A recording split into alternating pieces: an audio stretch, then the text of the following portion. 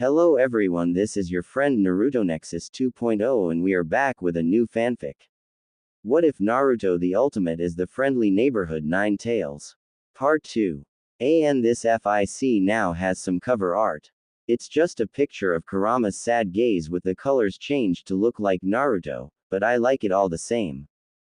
Gamabunta didn't mind a fun spar every now and again. He wasn't having fun though. The giant toad leapt across the beach, dodging great slashes of sand and water. Damn it, Jiraiya, why didn't you tell me he had elemental attacks? Gamabunta yelled in frustration as he cleaved through a slash of water.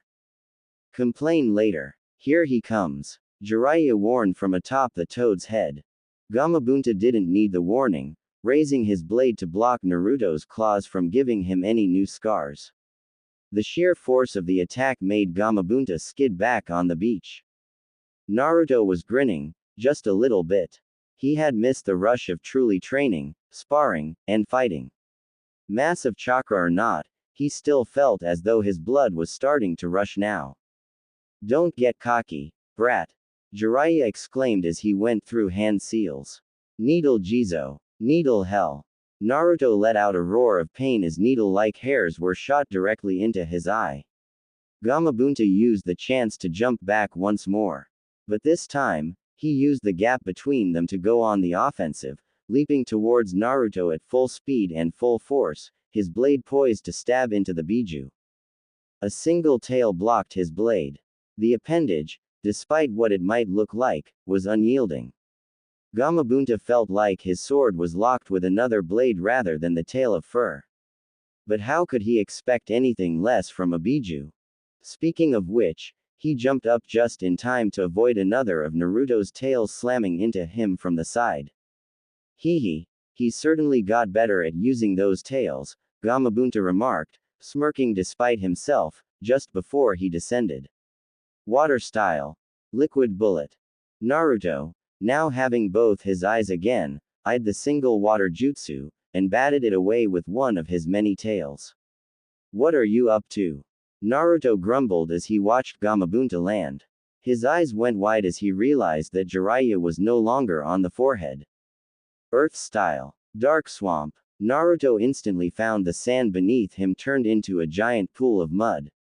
The chakra in the jutsu made it nearly impossible to do anything like water walking, causing him to rapidly sink into it. Told you not to get cocky, Naruto, Jiraiya said from Naruto's back. Naruto just looked over his shoulder at him with a blank look. Pervy sage, you're an idiot, Naruto said bluntly. Jiraiya blinked, and that was the only warning he got before he felt a tremendous wave of chakra expelled from Naruto's body. From point-blank range, it hit with all the force of a hurricane. Jiraiya found himself going flying through the air and barely managed to land in a tree instead of being launched away from the beach, giving him a perfect view of Naruto.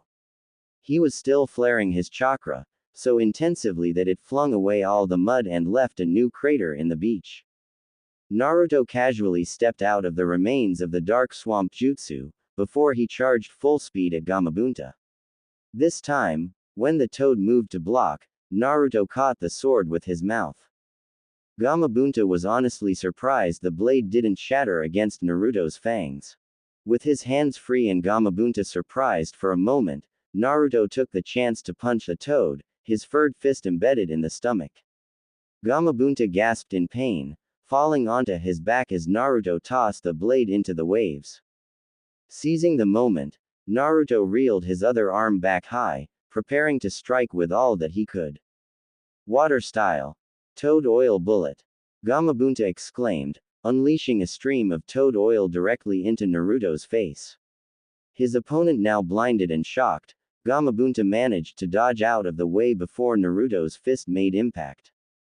Gamabunta paled severely as he felt the shockwave of the attack and saw the huge column of sand that erupted from Naruto's strike.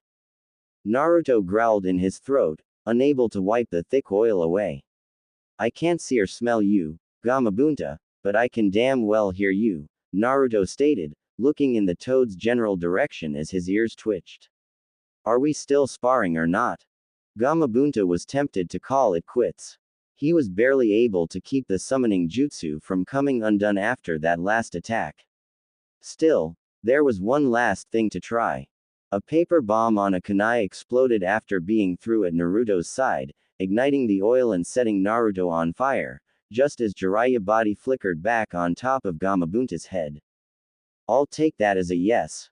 Naruto growled out, feeling the flames spreading over his fur, engulfing his body. Wait a minute, this doesn't hurt. He noted in surprise, looking down at his flaming hands and body. Seriously, you're fireproof? Jiraiya asked, not sure if he was annoyed or just surprised. No, I'm definitely on fire, Naruto said, holding out two of his tails, coated in flames. It just doesn't bother me. I suppose conflagration doesn't mean as much against a body made of chakra, Gamabunta mused as he sheathed his sword. How about we call it quits there? Sure, just let me try to put these out, Naruto said, trying to wipe the flames off. This resulted in a wave of flames washing over the sands near him, charring and scorching the beach. You know, in hindsight, I would have almost expected that to turn glass, Naruto stated idly as he flung his tails, the flames coming off in an instant. Thanks for the fight, Gamabunta. Just don't expect me to do that too often, Gamabunta said, forcing a grin while rubbing his stomach with a wince. It's crazy to think, just how powerful you are now. Naruto had no comment for that. Watching above from the edge of the pillar, Shikamaru had a look of deep thought and consideration, glancing up at the dust cloud formed by Naruto's punch. This is the power of the Biju, he murmured in thought. I thought him having trouble with the octopus was a bad sign, but it was just a case of the environment and situation working against him. On land at least, I'm not sure much can stop Naruto short of other Biju or an army of giant creatures. He scratched the back of his head, thinking about the situation as objectively as possible. Naruto had the raw power and he was getting creative with how to use it. But Naruto was still Naruto. He wanted to grow and improve, he always had. But he had very little idea of how powerful or skilled the other Biju were, let alone how Naruto would compare to the original Kyuubi. Well, Shika, any bright ideas? He started, finding it almost eerily how Naruto casually looked directly at him from such a far distance away, acting as if they were right next to each other. He supposed having his kind of hearing had that effect. You throw punches more like an old man than a fox, he stated flatly. You try doing taijutsu with these legs. Naruto marked out, glancing down at his hind limbs. Despite having humanoid hands, his body was definitely built for walking on all fours instead of two. If giant toads can figure out how to do it, you can too, Shikamaru countered. Naruto glowered but didn't deny the point. And who is this punk? Gamabunta questioned idly. A Nara, and a friend of Naruto, Jiraiya explained. Nara, it escapes me, are they the ones with the shadow jutsu or expansion jutsu? Gamabunta questioned with a hum, picking up his pipe from the sandy beach. Great, I'll need to clean this out now. Shadows. They also tend to be incredibly intelligent, Jiraiya answered. Another thing, Shikamaru continued. How long have you been able to use the elements with your tails? A couple weeks, Naruto answered with a shrug. Since I can use sand, I've been trying to figure out how to use the others. You should probably focus mostly on mastering one element for now while practicing others, Shikamaru suggested. After you stop sucking at water walking. That part's valid, I accept that, Naruto agreed without shame. Any idea why I can't use regular jutsu yet? Hell if I know, Shikamaru said with a shrug. That's probably not what you want to hear, but it's the truth. The finer, scientific parts about how chakra functions aren't something I randomly studied. But I'll see if I can't look into it when I get back to the village. I'm not trying to sound whiny, but I'm half surprised you didn't try to figure that out already, Naruto mused. It's you, So I thought there was a good chance you'd accidentally stumble into the answer on your own once you had some time and space to yourself, Shikamaru answered causally. If you had, it would have been a waste of effort. Shika, do remember I can sneeze away the clouds if I want to, Naruto reminded blankly. Naruto, if you could, you'd paint the clouds just to mess with everyone, Shikamaru countered with an eye roll. Now you're just being. Naruto suddenly stopped. Everyone looked at him uneasily. I just gave you an idea, didn't I? Shikamaru said with a pained look of resignation on his face. Maybe, Naruto answered uncertainly. Me and my big mouth, Shikamaru groaned, face palming. Naruto, whatever you're thinking, don't even try it, Jiraiya instructed warily. You don't even know what I'm thinking yet. Naruto protested. I'm not sure we want to, Gamabunta countered bluntly. Naruto rolled his eyes. I was just wondering if you could cast a genjutsu on a cloud. A cloud, Jiraiya repeated, cupping his chin. But you can't do genjutsu. I know that, but Shikamaru said, paint the clouds, and that was where my brain went, Naruto explained.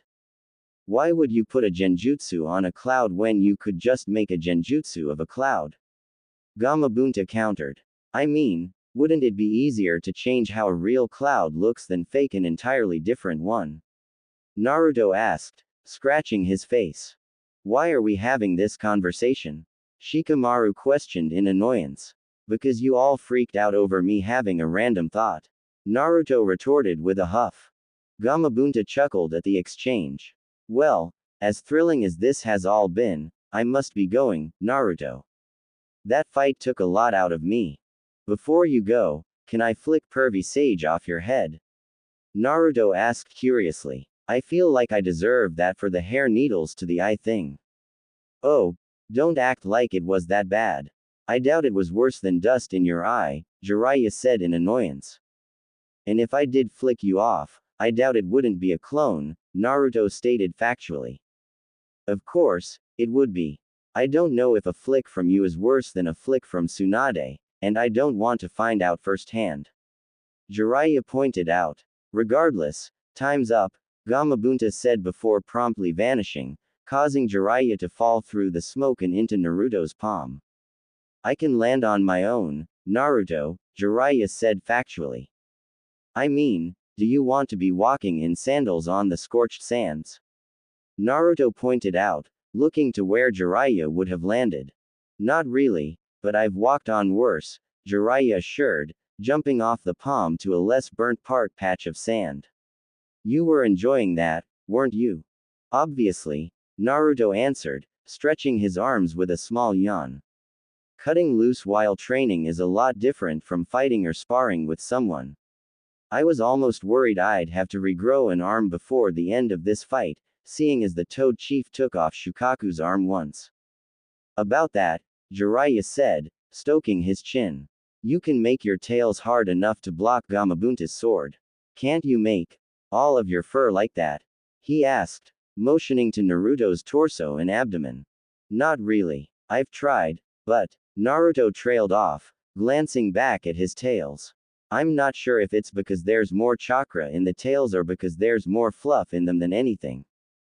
Given what we know, I'd have to assume it's the chakra.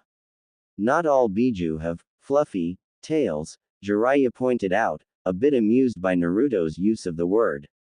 Still, Naruto knew that fact well after he met with Saiken. Naruto rolled his neck and yawned. Okay. I'm taking a nap after all of that. Shika. You are clear for cloud watching. Finally, Shikamaru muttered as he left the edge, prepared to find a good spot. Really? And here I thought you'd jump right into training, Jiraiya said, half amused and half observing. I will. After my nap, Naruto answered dismissively, finding a spot to curl up on the beach. The few days passed into a steady rhythm. Naruto awoke and practiced his water walking and dabbled with his elemental abilities. He'd occasionally go out for a swim, bringing back a whale once. Shikamaru and Jiraiya commentated on Naruto's training, but mainly just observed. That changed as the sun began to set on the third day. Jiraiya was settling in for sleep while Shikamaru kept watch, lamenting the lack of good clouds to watch. Without warning or sign, the ground shook thunderously, knocking Shikamaru onto his side as Jiraiya was instantly up. What was that? Jiraiya asked, looking around for any sign of battle. I don't know, earthquake. Shikamaru suggested, still alarmed as he ran to the edge of the pillar, looking down on the beach. Oh no, Jiraiya said in concern and alarm. The last rays of the sun were still peering over the horizon, falling on the beach to reveal a disturbingly vacant beach. Naruto's missing, Shikamaru realized, still feeling the rumbling of the ground, growing fainter and fainter. Naruto's running away, he exclaimed, turning to look north, racing to the other side. There, plain as day, were Naruto's footprints, tearing through the forest and landscape. In the few minutes they took to realize what was going on, he was already no more than a golden dot on the horizon. Not away. Towards. He's heading to the village. Jiraiya realized, biting his thumb. Summoning jutsu. A large green and blue toad appeared with a pair of swords on his back. Jiraiya, why have you summoned me? The toad asked curiously. No time to explain, Gamatsu. Just follow that trail. Jiraiya answered as he and Shikamaru jumped on top, the Chunin kneeling to have a better grip on the summon. Gamatsu glanced at what they meant. That intense chakra, is that? Yes, Jiraiya answered grimly. Gamatsu instantly took off in a series of long, speedy hops. Damn, I didn't realize Naruto was this fast, Shikamaru said, unable to even see the giant, golden beast anymore. What do you think happened? Nothing good, Jiraiya answered with a frown. Naruto can be an idiot, but he's been careful about not scaring the village more than necessary. If he took off like this, then I have to assume. Shikamaru grimaced. The village is under attack. Gamatsu let out a breath. As serious as this is, I was worried I was going to have to fight this new Kyuubi. After what he did to the boss in a spar, I'd rather not take him on in a fight. Jiraiya chose not to dwell on that topic. Damn, I wish he had at least yelled something at us first before taking off. Whatever is going on, probably woke him up. He didn't have time to think, just react, Shikamaru reasoned, trying to think like Naruto. The rest of the journey was in silent contemplation, wondering and preparing for whatever had drawn such a reaction from Naruto. And the worry grew in the back of their minds increasingly, wondering what state the village would be in when they got there. They didn't expect it to be fine. What the hell? He kept on running right past the village. Shikamaru realized in disbelief, seeing how the path continued in a straight line, missing the village by over a mile. Jiraiya, Tsunade exclaimed with a glare as she body flickered onto the toad's head. What the hell is going on? Naruto about gave the entire village a panic attack. Lady Hokage, Shikamaru addressed. We were hoping you knew, Jiraiya answered with a furrowed brow. Naruto just took off all of a sudden. We thought he was running here. He didn't stop. No, he did. For about 2 seconds, Tsunade answered with a scowl. Just long enough to yell out, Tsunade. Send help to follow me. And medics. Then he ran off. There was an uneasy silence. He called you Tsunade. Not old hag, Jiraiya repeated carefully. Tsunade just nodded slowly. Shit, Shikamaru summarized, looking north. Lady Hokage did you? I already sent a team after him, Tsunade answered bluntly. It took time to get them together. Kakashi, Guy, and Shizune went on ahead. Meanwhile, tracking Naruto wasn't a difficult thing. If anything, it was the opposite. It was hard to miss the trail of massive footprints tearing through the trees of Fire Country. Guy leapt high into the air, scanning the area before descending back to the tree branches, running alongside Kakashi and Shizune. Any sign of him? Kakashi questioned with a frown. Not even a speck on the horizon, Guy answered grimly. The moon is empty tonight. With only the stars for light, it'll be hard to see him from too far away, Shizune said, glancing to the side at the toppled and broken trees that Naruto had left in his wake. What could have gotten this kind of reaction from Naruto? I have a few ideas, Kakashi answered. Nothing good. If Naruto was calling for medics, someone is already hurt. But Naruto was at the southern coast. We're heading to the northern border. Could he have really sensed something that far away without us noticing it as well? Shizune asked, amazed and disturbed by the prospect. Silence reigned as they considered that, until they all came to a halt, leaping to the top of the trees.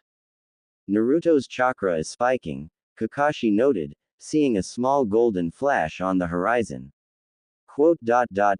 He's attacking something. Let's hurry then, before your youthful student claims victory without his sensei to witness. Guy encouraged with a thumbs up to Kakashi. Fluffy student, thank you very much, Kakashi mock corrected. Shizune just sighed at their antics, following after all the same.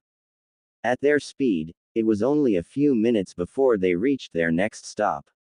Naruto was nowhere to be seen, but by Kami, Shizune whispered in shock as they saw a village, parts of it destroyed and flattened. And there was a heavy scent of blood in the air. Did Naruto? Let's look for survivors, find out what happened, Kakashi said bluntly, glancing at his self-proclaimed rival. Guy, scout around, see if you can find a sign of Naruto or anything else. Shizune silently went along with the plan, not wanting to dwell on that thought either. They entered the village and were unnerved by the quiet. There was no screaming, no crying, nothing.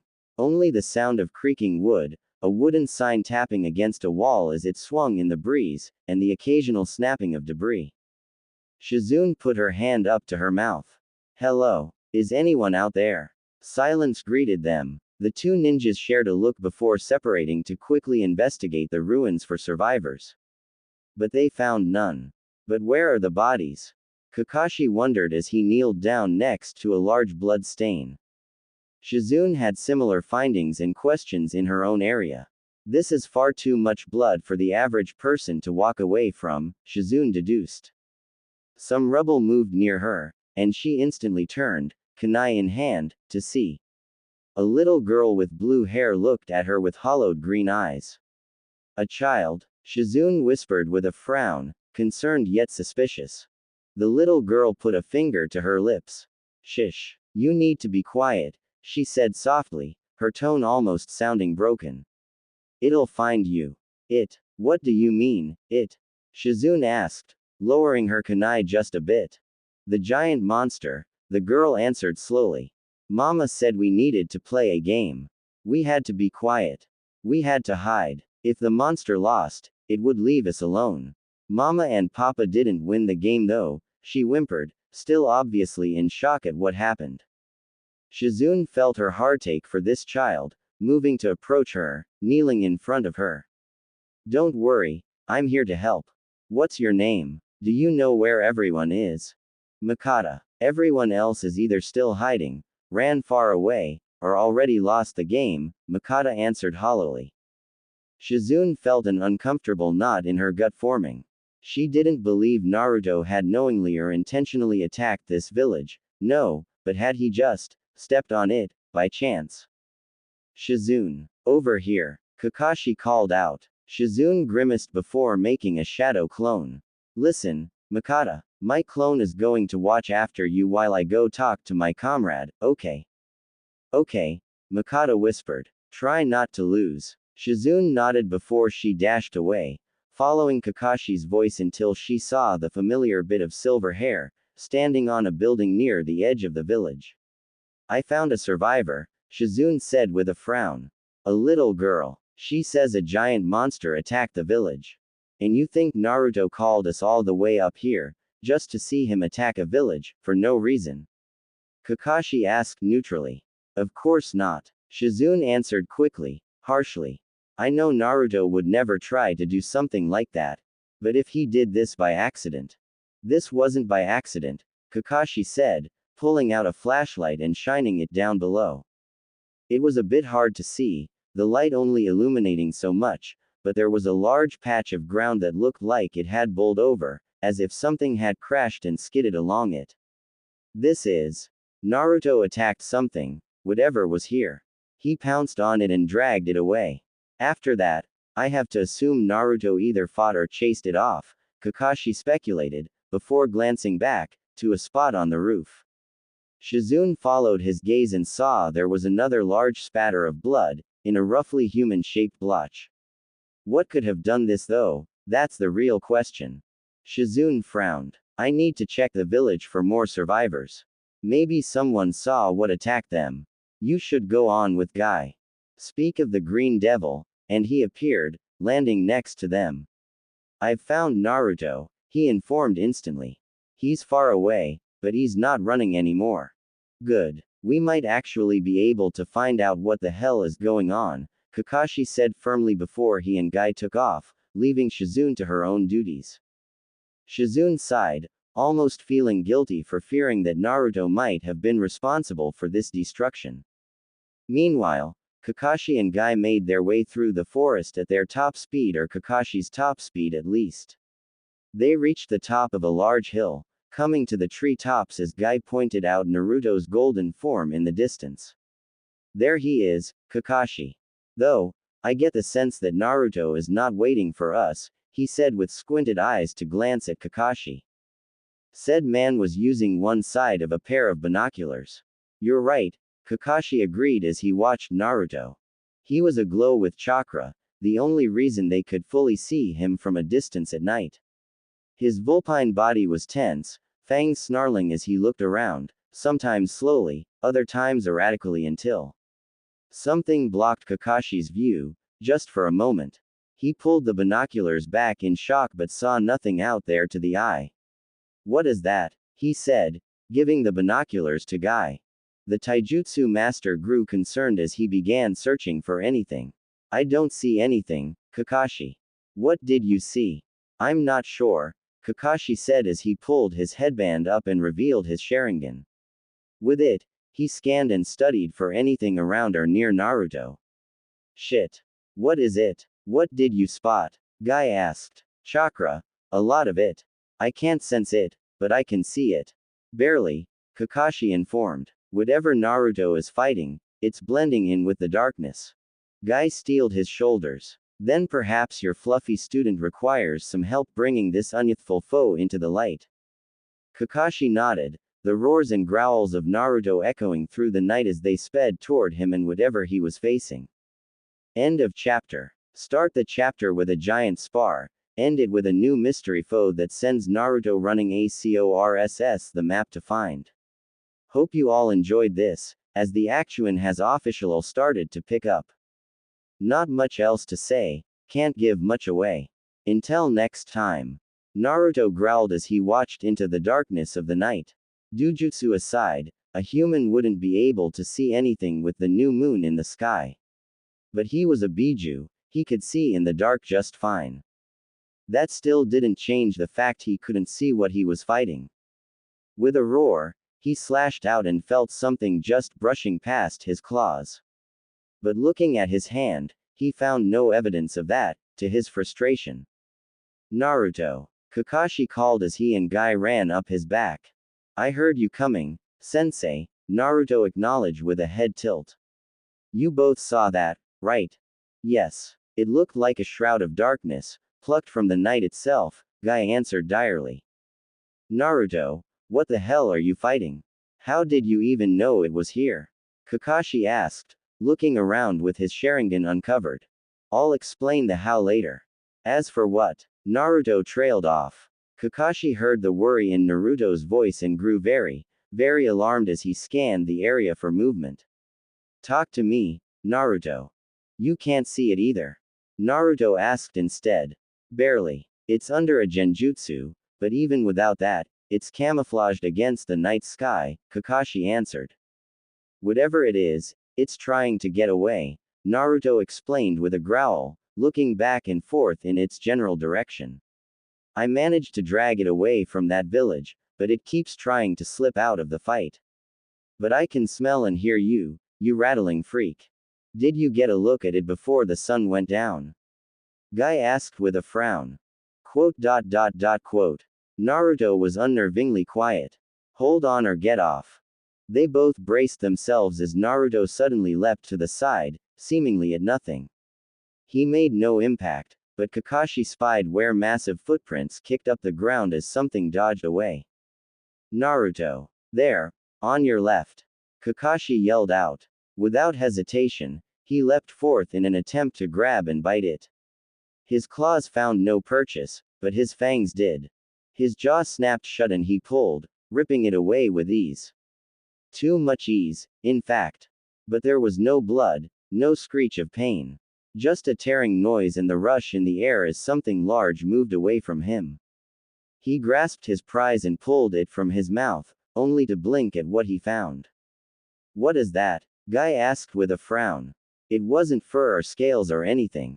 It was just blackness, like an enormous cloak of dark fabric. Only, he knew what his nose and eyes were telling him. This wasn't cloth. It was chakra. Shit, Naruto muttered as it started to dissolve in his hand. It's using chakra as a genjutsu, and to cloak itself at the same time. Kakashi realized with a frown.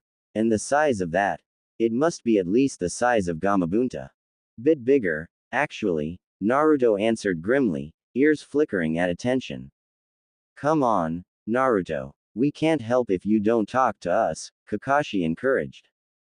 Kakashi-sensei, I'm going to admit, I'm kind of panicking here, Naruto admitted freely. That did not bode well. Is it another Biju? I've never heard of one that could hide like this, Guy remarked. If it's what I think it is, it's worse than a Biju, Naruto admitted. Naruto, what the hell could be worse than a Biju? Kakashi asked with a scowl. A zombie Biju. Both ninjas froze and weren't sure how to take that. A zombie Biju. Guy repeated. That sounds. Something large and covered in shadows barreled into Naruto, who screamed in pain as something bit into his back. Naruto. Kakashi screamed as he turned around and saw the shadowy monster. One of Naruto's tails wrapped around the enemy, but it held tight with fangs and claws, and too many of each. Fire style. Fireball jutsu. Kakashi yelled as he launched a large fireball at the hidden foe. It made an impact, and the flames began to eat away at the shroud, the fire revealing it to them both. By the sages, Guy muttered as they looked onto a horrific sight. It was a skull. It was large, misshapen, and bare of all flesh. Vaguely canine, and through the hole of its shroud, they could see more of it. Smaller heads, clawed skeletal digits of all sizes, and even just pure bones and ribs stabbing into Naruto's side, where blood was oozing out and immediately dissolving into golden chakra. And in the sockets of its large, main head was a baleful white light that served as an eye. We have to get it off Naruto, now. It's eating his chakra, Kakashi called out. It's what? Oh, that. Naruto growled as two more of his tails joined in to pull off the creature. Seeing Naruto struggling, Guy leapt forth and delivered a powerful kick to the skull. It gave no reaction to his attack, but the bones did crack. His victory was short-lived, however, as the crack instantly healed, almost as if it had never been there at all. Let's try this again, Kakashi said as he performed the hand signs. Fireball jutsu. The attack went forth once more, but this time directly into the eye of the creature. The sounds of 1,000 rattling bones rang in the air, as if to imitate a scream. Off you leech! Naruto yelled in frustration as he reached over, grasped it by the jaw, and ripped it out of his side. His anger dulled the pain as his tails kept it firmly in his grip. The long tails wrapped tighter and tighter around the shrouded monster, struggling more and more to get out as the blackness covered it once more until it was gone. How the hell? Naruto roared as his tails suddenly were empty. It's gone. Did it slip out, somehow? Guy asked in confusion, scanning the area for any sign of another attack. No, Naruto's right. It vanished. It's gone, Kakashi said with a frown. Was it a summon? I doubt it, Naruto said with a wince. Naruto, are you alright? Kakashi asked in concern, glancing back at the injured side of the fox. Yeah, Just cover your eye, Naruto suggested. Kakashi barely did so in time before Naruto flared his chakra, his wounds gone in an instant. There. Good as new. Okay. So, zombie Biju. Kakashi repeated. Naruto grumbled. Look. I get it, but please understand that I'm dead serious and I am freaking out a bit here. Kakashi studied Naruto and realized he was being genuine. Something about this had unnerved him, and somehow it was more than just the fact a giant skeleton monster had bitten him. We understand, Naruto, just talk to us. What happened? Later. We need to go check on that village and Shizune. She's great, but if that thing showed up, nothing short of Katsuyu is going to help her, Naruto reasoned. He's right, Guy agreed. Naruto, do you believe you would know if that creature attacked again? I couldn't miss that rattling noise if I tried, Naruto answered, looking off to the east briefly. Good. The reinforcements might run into it, Kakashi said grimly as Naruto began heading back to the village that had been attacked. Naruto could see and hear the people, now out of hiding and trying to help find the wounded. It was more morbid than fortunate, how few wounded there were. Most had died. That said, they all started to panic a bit when Naruto made his approach. Don't worry, the other thing is gone for now, Naruto called out casually. To his relief, that worked to some extent. That thing can talk. Don't worry, he attacked, whatever that monster was. I heard the Leaf Ninjas had a new Kyuubi as an ally, but I didn't really believe it. Are we sure we can trust this? Should we feed him the dead as thanks? No, thank you, I'm not eating the corpses, Naruto deadpanned. Senseis, can you go down and clear some things up before Shizune gets overwhelmed? Both Jonin jumped off the giant fox's back, heading down to the village speedily. They appeared in the middle of the street, near Shizune who was attending to a half-dozen injured patients lying on the ground, a crowd of villagers around them. Kakashi, Guy, did you and Naruto deal with whatever caused this? Shizune asked, keeping her hands over a man's chest, healing chakra coating them. We don't think so. It vanished after Naruto got a hold of it, Kakashi answered. Do you need anything? No. Most of these injuries are simple in nature. In fact, they were all hurt by the houses being destroyed. Whatever the creature is, no one has survived an encounter with it, Shizune explained with a frown. When you say vanished, Naruto can't sense it right now, and he noticed it from the beach, Kakashi elaborated. Either it's gone for now, or it can hide itself completely when not on the attack. That didn't bode well, they all knew. They need plenty of rest and to take it easy, but they're stable, Shizune mused as her chakra faded away. Hey, Shizune, you mind following my tail? Naruto asked suddenly, his long limb reaching out into the village and pointing towards a specific building. Sure, Naruto, Shizune accepted as she looked at Kakashi in confusion. It's probably important. We'll talk to the villagers, Kakashi assured, nodding towards the tail overhead. Shizune nodded and took off in a run. People looked up at the golden tail in awe and wonder, with a respectful amount of fear. It was obvious that if Naruto wanted, he could crush the village with just that one tail. Shizune frowned as she reached the tip of Naruto's tail and heard the cries of a baby echoing through the night. She found the house and knocked on the door. When no one answered, she opened the door. Hello. Is anyone home? Is everyone alright? Shizune called in. Second floor, Naruto called out before sniffing. You might want to hurry. Following his advice, Shizune headed up, following the cries of the baby until she reached a door. Opening it without another thought, she found a blue nursery room, and the crying baby standing in a crib while sobbing soundly for all that would hear. Shizune only looked briefly at the infant, seeing they were physically alright, before rushing to the body on the floor. A young woman, the mother presumably, collapsed and unconscious. Shizune checked her over and grimaced. Damn it, she's had a heart attack, Shizune realized, deducing it must have been caused by the fear and stress of the monster attack. Naruto took a deep breath as he tried not to linger on that, or on the smell of blood in the air. What had even happened? The creature had been looming over the village and had destroyed a few houses, but Naruto hadn't made out how it was killing exactly. He just heard the screams, the rattling, and the flesh tearing, and yeah, he wasn't going to dwell on that either. He wondered how things were going back in Konoha. Meanwhile, Sakura paced back and forth, biting her thumb while atop the Hokage monument. The village was on high alert. No new missions were to be assigned, patrols had been doubled, and everyone was waiting to hear any news on what was going on. Forehead, you're going to wear a trail there, Ino commented while leaning on a tree.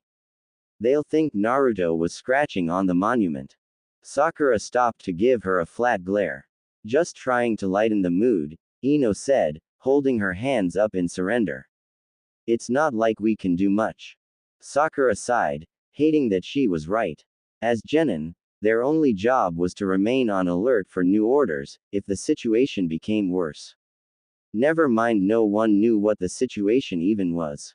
I'm just worried, Sakura said before sighing in defeat. Who am I kidding? I'm getting scared here. You're not the only one, Ino assured. Hate him or not, no one thinks it's a good day when our friendly neighborhood Nine Tails is panicking. Yes, thank you, Sakura said, groaning with relief now that it was said. Naruto's a knucklehead. He's a lot more careful, but he's still the same idiot we know and love. Right, Ino said with a smirk. Sakura pointedly ignored her. But he doesn't get scared easily, and that was before he was a Biju. What the hell could have freaked him out now? You think I know? Ino asked skeptically. No, but I don't either. And Sakura looked back to the village. I don't think anyone does. And that's the problem. Ino tilted her head. What do you mean? Whatever happened in the north, judging by Naruto's path. He knew something was going on before we even got word of it, Sakura mused. And that's a bad thing? Ino asked in confusion. No, yes, kind of, Sakura groaned. It's not bad that he noticed, it's bad that there was something big enough happening that we weren't aware of. Ino crossed her arms against the cool night air. He sounded afraid, Ino recalled with a troubled look. And he ran straight towards it anyway. Sakura smiled fondly. That is Naruto. He froze up once, and then never again. Ino chuckled. Right. That crazy bridge mission you mentioned. We managed to get through that because we were a team, Sakura recalled with a distant look. But now, I think it's a bit hard for a Biju to have anything like teammates.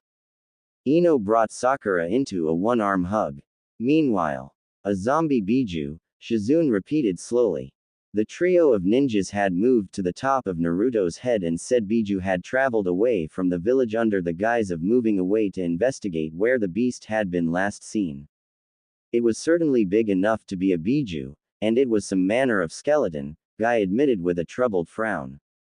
It has Biju chakra. Everyone started at Naruto's comment. Biju. Naruto, are you sure? As in absolutely positive, Kakashi asked in alarm. I couldn't sense the chakra at all, Guy said in agreement. Naruto briefly flashbacked to his meeting with Saiken before answering. Trust me, it's Biju chakra. I don't know if it's because I am one or something else, but I can tell, Naruto said, a rumble in his throat as he stared out into the darkness of the night. That's why I was heading up here to begin with. I thought it was one of the others. But the closer I got, the more I knew something didn't feel right. An undead Biju, Shizune said, sweat on her brow. But if that is really the case, then this thing is the old Kyuubi, or some phantom of it, Kakashi said, tilting his head as he heard a strange noise. He moved over to the edge of Naruto's head, peering down to the ground below. What is it? Shizune asked cautiously. Naruto's clawing at the ground, Kakashi answered, putting a hand on Naruto's ears. Naruto, listen, you need to calm down. I'll calm down when I know everyone isn't going to turn into zombies. Naruto retorted loudly. Shizune and Guy winced at the outburst, but Kakashi kept his cool. You're scared. Of course I am. I can't punch out a plague. That's Tsunade and Shizune's thing. Naruto pointed out, groaning, carefully rubbing his snout. I'm sorry. Just mildly worried about a zombie apocalypse now. Besides this skeleton beast, we haven't run into any zombies so far, Guy pointed out helpfully. It might be just a single entity. Maybe, but I don't like how all the bodies disappeared. That thing didn't smell like it had eaten anything. Naruto stopped suddenly. Naruto. Shizune called out, only for Naruto to suddenly turn. What is it? It's back, Naruto answered, baring his fangs. Where? How close? Guy asked as he tensed his muscles and prepared for a fight. Not close enough to want a rematch, Naruto answered, ears twitching. It's going for another village. Kakashi-sensei, Guy-sensei. I need one of you to stay here. Pervy Sage is about 5 minutes away and we can't afford to wait. Guy nodded firmly. I'll be able to catch up faster, all. Kakashi cut him off, placing a hand on his shoulder. No, your taijutsu was more effective against the bone than my attack. You go, I'll get Lord Jiraiya caught up. Guy looked briefly surprised before nodding in understanding. Be at ease, my rival. The handsome green beast will look after your enormous and youthful student. Kakashi sighed as his body flickered off Naruto's back, landing in the trees. If he was any lesser ninja, he might have lost his balance as Naruto took off, the gust of wind and dust harsh against the trees. He watched as Naruto sped off into the night. It was interesting to see Naruto so worried and worked up. He wondered what part of this disturbed Naruto the most. The idea of zombies, the giant skeleton monster, or just the possibility that this thing might be the old Kyuubi. He heard and felt a rumbling in the ground. Not Naruto's, this was different. Knowing it had to be the Sannin, he sent up a kunai with a paper flashbang tag attached, hoping to get his attention. Now I just need to explain, Zombie Biju, to Jiraiya. Meanwhile, you're sure he's not getting any closer? Shiroyasha asked sternly. Positive, Gensui-sama, a grass ninja answered. Whatever the new Kyuubi is doing, it's still in fire country. Thank you, dismissed, Shiroyasha said, waiting until he left to let out a sigh. The situation was complicated, to say the least. Placing a Jinchuriki on the border, that was one thing. It was a security measure no one would notice until someone tried to invade. But an entire Biju, rushing to the edge of the country. That was alarming and it was very, very noticeable. If it was invading someplace, any place, Konoha wasn't being subtle about it. And that was the problem. This was too blunt, too alarming. And to stop short of the border. Perhaps it was a power flex. Showing how fast their loyal Biju could cross the country, showing just how fast it could be at their doorsteps if they choose to antagonize Konoha and Fire Country. But why now? Were they already that confident in the new Kyuubi's ability to use that vast power?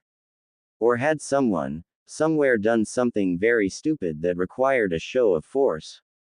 Something still didn't sit right with her about all this. So, she turned to the only other person in the room. So, what do you make of this, Karen? The redhead swallowed thickly from her seat in the grass general's office. I don't know, Gensui-sama, Karen said with a cold sweat on her forehead. Then tell me what you do know, Shiroyasha said patiently. Karen nodded absently. It's strange. He ran up here at such terrifying speeds. But then he stopped, and he's been flaring his chakra ever since. It's like he's fighting something, but anything like that, I should be able to sense, especially while it's fighting at least. In theory, Shiroyasha mused absently. You're leaving something out, aren't you?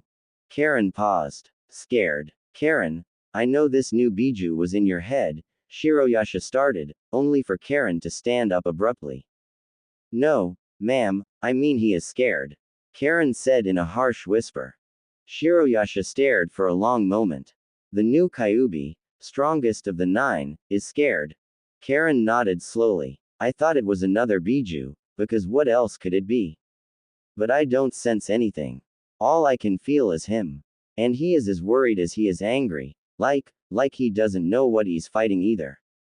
That is troubling, to say the least, Shiroyasha said slowly. We need to keep an eye out for whatever is. Karen gasped, her entire body shaking as her eyes suddenly appeared to be unfocused and 1,000 miles away. Quote. Karen, Shiroyasha asked warily. He's looking at me. Gensui-sama. He's looking right at me, Karen said in horror. He can tell I'm sensing him. And oh, no, please no. Karen's terrified pleas got Shiroyasha from her seat, coming up to place her hands on Karen's shoulder. What? Karen, talk to me, what is going on? Karen shook her head as she grabbed her head. He's in my head. He's everywhere. He's mad, so mad, and he thinks it's us. Whatever it is, he thinks we did it. Karen, shut him out. Stop trying to sense him. Shiroyasha ordered. I can't. Karen whispered in desperate terror. I swear, it's not us. Whatever it is, it's not us. He thinks we did something. He's angry, and he is looking right at us. Shiroyasha increased her grip on the sensor. Karen, can he hear me? Karen inhaled sharply and slowly made eye contact with her. Yes, he can hear you. Karen swallowed thickly. He's listening. The smaller woman felt the hairs on her neck stand up, feeling the attention of a biju being focused through Karen. To use a sensor as an unwilling conduit of sorts, was this the full power of a biju, a living force of nature? Kyubi, Shiroyasha said firmly. Whatever this is, it wasn't us. The grass village has nothing to do with whatever you're fighting. This is not us. For a moment, the grass general swore she could feel the Kyubi glaring into her soul through Karen's eyes. Then, the redhead blinked and sagged, almost collapsing into Shiroyasha's arms. Karen, you okay? She asked in concern. Yes. No, Karen said with a sigh. I don't understand. How is he doing that? Or am I doing it? Why me? I already need to let people bite me to heal, why this too? Shiroyasha just sighed and let her presence comfort her, knowing she had no words to do so. Meanwhile, the monster loomed over another village, another pen of prey to seek out. It never got a proper chance. With a roar, Naruto came barreling onto it, latching onto it with fang and claw. It did not scream. It did not flinch. It did not bleed. It only rattled its bones. End of chapter. So, yeah, you're getting a look at what Naruto is fighting. This isn't something from canon, not really at least.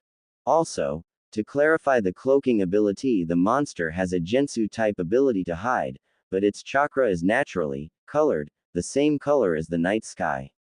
Even if you see through the Jinutsu, noticing it would still be hard.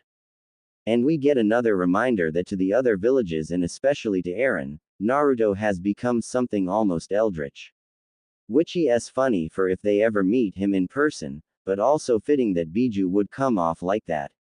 It kind of helps seize the different perspective it can have on Naruto if he is someone's ally Konoha, Fire Country, or potential enemy, anyone that's going to threaten his allies and friends. Zombie Biju, Shikamaru repeated slowly. Seriously. We're aware of what it sounds like, Kakashi said evenly as he rode on the summoned Toad with Jiraiya and Shikamaru. Terrifying. Said Toad answered. It sounds absolutely terrifying. Jiraiya, what did you drag me into? Not now, Gamatsu, the Sannin said with a nervous sweat. It's less unbelievable than you might think. Shikamaru looked up at him with a furrowed brow while Kakashi scowled. What do you mean? No point in not saying anything, Jiraiya muttered. The seal, the one that kept the original Kyubi in Naruto. It was made by summoning the Shinigami. Shikamaru flinched at that, and given the sheer cluster that is Naruto becoming a Biju, the possibility of some Shinigami chakra creating an undead Biju is, he trailed off uneasily.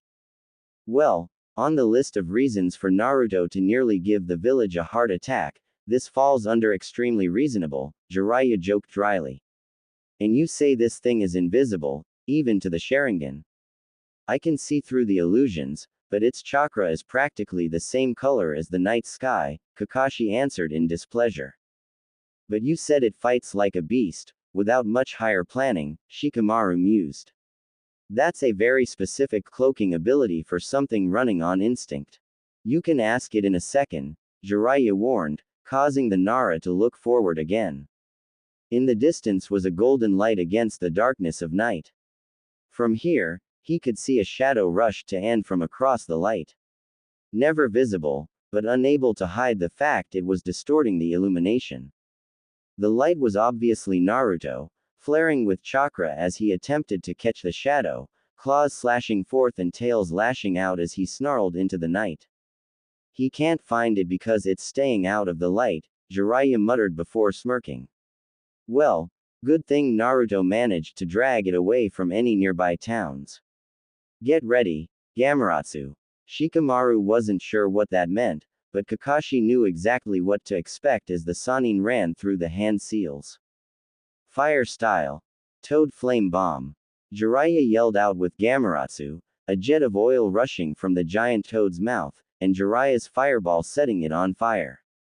The summoned toad angled the jet of burning liquid to spray a line just beyond where Naruto was fighting. Shikamaru quickly understood. The aim was not to hit the enemy but to reveal them. Naruto stopped and watched the sudden stream of flames that came down on the trees, lighting up the area. And there, between him and fire, was his foe. It was as big as himself, and covered in a shroud of dark chakra that could not hide it against these bright flames. The shroud hugged the monster loosely, just enough to still make out the quadrupedal form, and that its head was looking towards the unexpected flames. Naruto grinned wickedly and seized his chance. He rushed forth, and the creature snapped towards him in shock, but it was too late. Naruto barreled into it, latching on with fang and claw as he forced it to the ground. It struggled with the sound of 1,000 rattling bones, trying to knock him away and break free. Naruto ripped and tore and thrashed his way through the shroud, pausing only to take a better, proper look at what he was fighting. He wasn't surprised. It was a giant skeleton, something four-legged and an angular head. In the sockets were balls of baleful light that served as eyes. That was enough for Naruto. This time, stay dead. Naruto barked out, raising a fist to smash its head into dust. The head snapped away, the spine curving in a way more natural for a snake than a mammal. And like a snake, it jerked forth to bite Naruto's fist before he could jerk away. Naruto snarled, snapping his own head down to bite into the neck. Or spine rather. Allow me, Guy exclaimed as he leapt over Naruto and came down to deliver a mighty kick on the spine. Bone fragments went soaring around Guy and the rattling grew louder, sharper. Naruto tore back his head, taking the neck bones with him, beheading the creature. This proved to be a mistake. The headless beast suddenly leapt away, jumping through the flames and attempting to flee from the fight once again. Only to jerk to a halt, its body twitching. This is the worst idea I've ever had, Shikamaru said through gritted teeth, standing on top of Gamatsu, holding a hand seal in an effort to focus and maintain a shadow possession jutsu. A shadow possession jutsu used on a giant monster the size of Biju. Just hold it for another few seconds. Jiraiya said. Ready Gamatsu. Ready. The toad exclaimed, holding his twin blades at the ready. Shikamaru, stop the jutsu the instant we leap. Jiraiya instructed swiftly. Not a problem, just do it. Shikamaru said, voice straining. With that, Gamatsu rocketed forward as fast as he could in a single leap. The binding ended, and the creature was free to move. Earth style. Fisher. Kakashi called out, as a large chunk of the earth suddenly ripped open beneath the headless monster. Not enough to trap it, but enough to make it stumble and get stuck. It was all the time Gamatsu needed to come down. Blades sliced down each shoulder, cutting through ribs and shroud.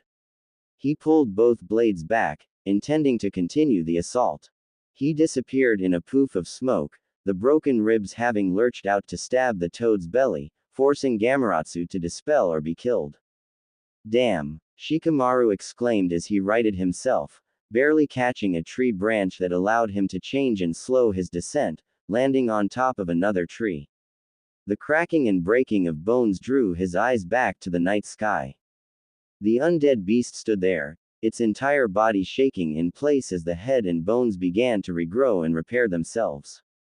Its gaze was suddenly on Shikamaru, who was watching it intently.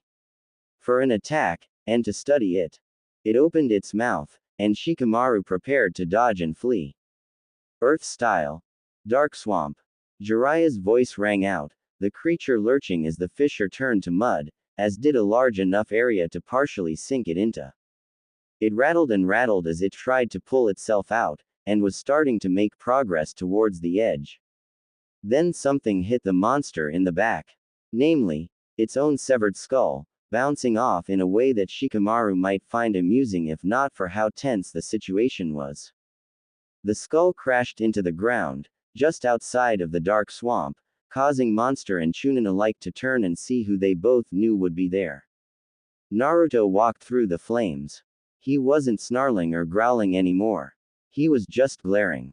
Shrouded by flames, all 9 tails raised and blue eyes shining with wrath. Shikamaru never thought that Naruto, Biju or not, could look so terrifying. And, suddenly, Shikamaru realized that his tails were on fire.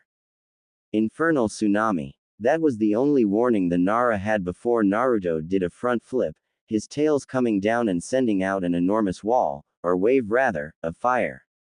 Shikamaru was clear of the attack, but even still, he was close enough to feel the intensity of the heat, gritting his teeth as he kept himself firmly on the tree. The creature was overtaken, lost to the flames as they rushed over, scorching trees black and mud drying into a barren, broken earth. Naruto stalked towards the site of the swamp, seeing a lone skeleton arm, charred black and reaching to the sky. It turned to ashes in the wind, Naruto's glare narrowing. His ears twitched and some tension left his shoulders. Everyone on my back. Now.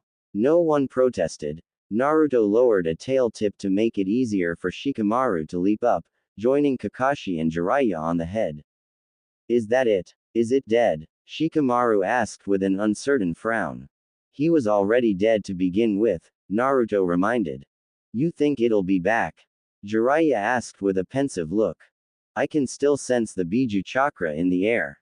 It's not here, and I can't tell where it is, but it'll be back, Naruto answered with full certainty.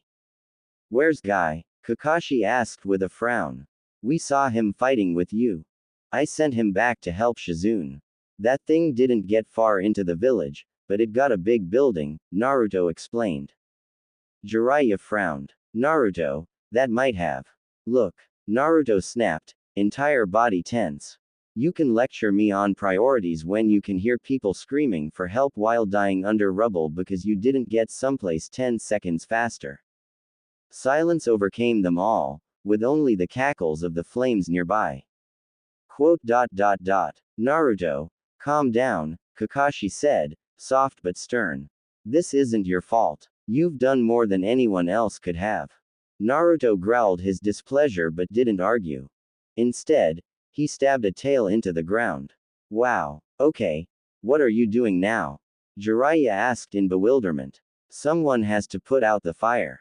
I'm either going to put it out with dirt or. Naruto paused as his tail ripped out of the hole, covered in a coat of water. Or I can just use this. You can find water underground.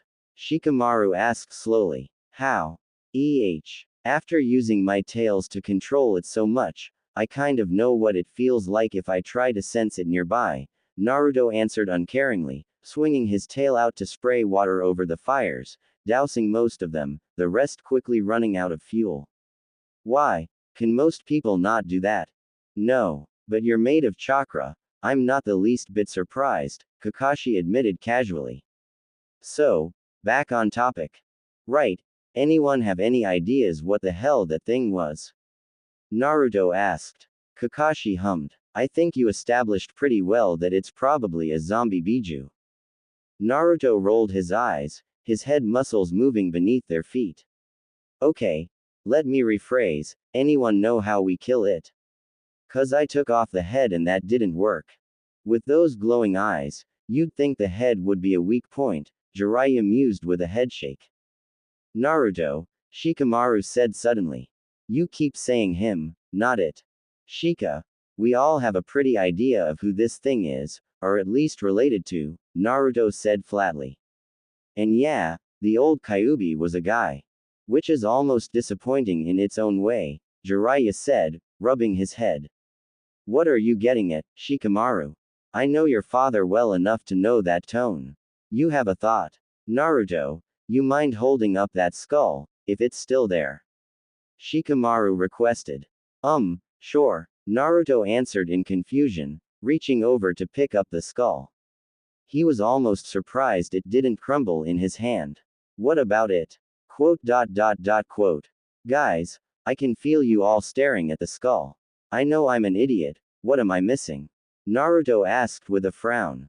That's not a fox skull, Kakashi supplied helpfully. Naruto blinked, then blinked again. In my defense, I've never actually seen a fox skull.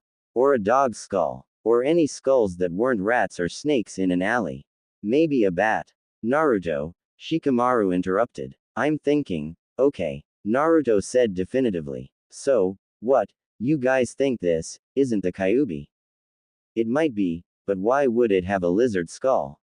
Jiraiya speculated. Come to think of it, none of the Biju would have a skull like this. Which goes back to the Shinigami theory, Shikamaru said with a sigh. I'm sorry, the what theory? Naruto asked in alarm. Shikamaru blinked and looked at Kakashi.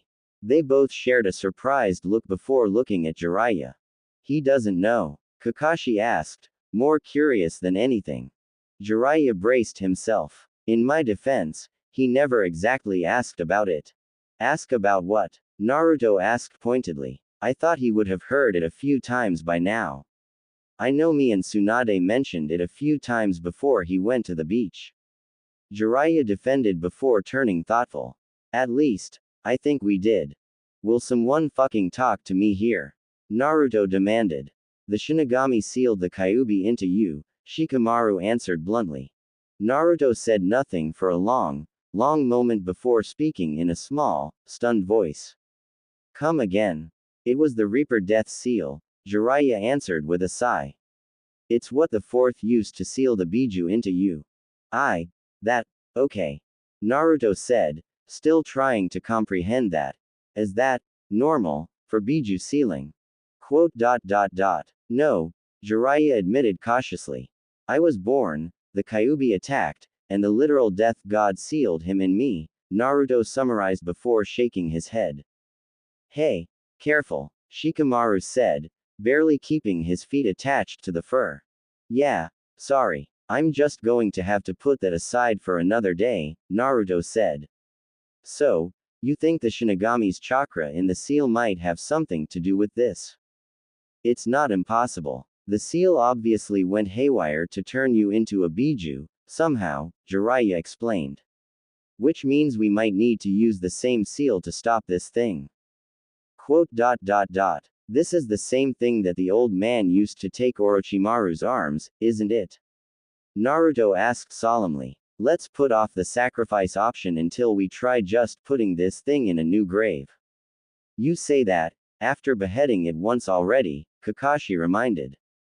Yeah, well, maybe it'll stick next time, Naruto countered, but even he felt that was a lame point.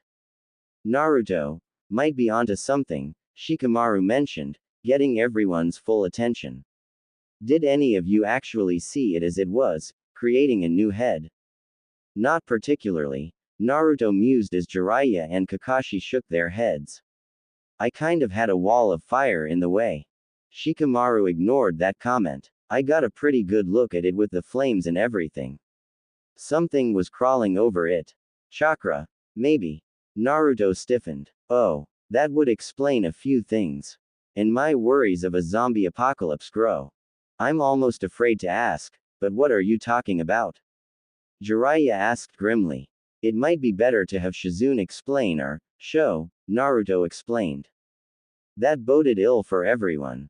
You sure it's not going to attack again? Kakashi asked cautiously. If it does, I'll try not to run off without you all, Naruto said, his tone more grim than any of them liked to think about. No promises though. Meanwhile, he's out of control and you know it. Tsunade turned from the window of the Hokage's office and glared at the old advisor. I don't know anything, other than Naruto thinks something dangerous is going on in the north, Tsunade said firmly. Homura retained a neutral scowl while Koharu glared at the fifth Hokage. Something dangerous. Of course there's something dangerous in the north. The Ninetales is running loose across the country. The old advisor pointed out. We don't even know if there is a true threat, since the Biju didn't deign to tell us more. Just demanding we send shinobi to follow it, Homura pointed out firmly. When any other shinobi of the Leaf sends word of an unknown threat entering the lands, we would investigate regardless, Tsunade retorted with a scoff. This isn't any other shinobi and you know it, Koharu said sternly. This is a tailed beast. A force of nature. Untrained and inexperienced, but he still wields the power to destroy entire countries. And now he's proven how unchecked he is. Or, if you'll get your heads out of your dusty old asses, you'd see he's being a very proactive ally to the village, Tsunade retorted unwaveringly. Both sides stared each other down, the room tense. The Lady Hokage is correct. Everyone turned in alarm at the words. Danzo. Koharu addressed in disbelief, confusion on Homura's face as well. Tsunade even raised an eyebrow at the unexpected support. Danzo was unblinking in the face of their bewilderment. I don't doubt Uzumaki believes there is an enemy he is racing to face, he explained. If it is a serious threat, then all the better to have a Biju face it. If it isn't, we show those watching how easily roused this Kyuubi's ire is. A lesson Danzo was very familiar with himself. But what about how the other nations and villages will see this, our Biju running loose? Homura pointed out with a frown. If we wish them to perceive him as a weapon, then all the better to display his power, Danzo restated. The teammates of the third Hokage shared looks at this before looking back to Tsunade. We don't agree with this, but we can see that your mind won't be changed, Koharu said in dissatisfaction. At your leave, Lady Tsunade, Homura prompted evenly. Tsunade scoffed and waved them out, leaving her with Danzo. Tsunade studied him for a moment. I'm surprised you didn't join them and try to convince me to consider sealing him. I'm sure they were as well. We had spoken of such things. When certain ears were not present, Danzo admitted easily. Tsunade narrowed her eyes. She had gotten a report from Jiraiya about the supposed meeting between Naruto and Danzo. What changed your mind? She asked evenly. The next time we meet like this, I will either believe you aren't a threat to the village, or I will make sure you're not. The words replayed in Danzo's mind, as did another topic of the meeting. You know the other villages are considering how to replicate this. Suna won't try it. Their position is too precarious and their Jinchuriki is already a great asset to them. More so than before the invasion. Their eyes met and both knew what the other meant. It was ready knowledge that Naruto had fought the Sand Jinchuriki to a bitter draw. But few in the Leaf knew the impact Naruto had left on Gaara of the desert. Kiri can't, for obvious reasons. Kumo is considering it in theory. Taki and Iwa are most likely to make an active attempt at it, Danzo informed, despite Tsunade being fully aware of this. If they succeed, their former Jinchuriki will either become their weapons or will turn wild and destroy them. In either case, against a Biju, another Biju would be a better defense than a Jinchuriki. That's not a bad point, Tsunade conceded. Danzo was tempted to tell her that it was a point Naruto himself explained to him but decided against sharing that tidbit. Unlike my fellow counselors, I am more concerned with what caused this reaction, Danzo mused. And I know what you are thinking, Lady Hokage. If I have a hand in this or knowledge of what's going on. The alarming thing is, I do not. Tsunade scowled at that admission. Is it remotely possible that Iwa or Kumo sent a Jinchuriki to test Naruto? No, but they might now. Being drawn to the border, I'm sure the other lands will be growing. There was an unavoidable terror that came with what Naruto was doing here. This part of the Fire Country had never seen him, only heard rumors and stories. To see a Biju stroll across the landscape, treating vast lakes as puddles and mountains barely as hills, was awe-inspiring at any time. But the closer he moved to the border, the more others had to fear. The idea of him crossing that imaginary line, of what that could mean, had so many people on edge. Invasion, war, just the wrath of a Biju set loose for some yet unknown offense. Yet, Naruto paid them no mind. Not this time, not right now. Naruto, you think you can do this? Kakashi asked idly from one of the fox's haunches, watching the tree tops. There were many shinobi out there. Rain especially, but he was sure Grass and Valley had some watching from the south and east. Maybe even some from stone to keep an eye on things. Naruto took a deep breath, and it sounded like a gale of wind to all nearby. Hanzo the Salamander. The name echoed across the lands like thunder, growing deathly silent in the face of his demand. Biju. Naruto's ears perked up as someone brave or foolish spoke up with a demanding tone. His gaze landed on a lone figure, an ordinary ninja wearing a rain headband and a breathing mask. He stood at the side of a dirt road, trees cleared a large amount on both sides. Lord Hanzo is not here. Go back to your masters and tell them he has no business with them. The ninja declared with bravado. Well, he's more stupid than brave, Kakashi mused, watching the exchange but not interfering for now. Naruto didn't respond as he moved towards the ninja, the earth shuddering with each step. The ninja courageously pulled out a katana, holding it up as if to threaten the Biju into halting. Stop. This road marks the border of Fire Country. Naruto stepped closer again. If you cross, everyone will consider Fire Country an invading nation. The ninja warned, sweat forming on his face. Naruto stopped with his hands right next to the road but yet not crossing it. The blade of the rain ninja trembled, eyes wide as he looked up at the golden beast that regarded him with such indifference. Hanzo the Salamander, Naruto called out again. The ninja gritted his teeth. I told you, he's not. One of Naruto's tails snapped, striking the ground, and sending trees and dirt flying. Lie to me again, he dared, not needing to raise his tone. I, he stuttered before falling backward, his blade falling out of his hand. That's enough. Get out of here, brat. Naruto watched intently as another man walked out of the trees.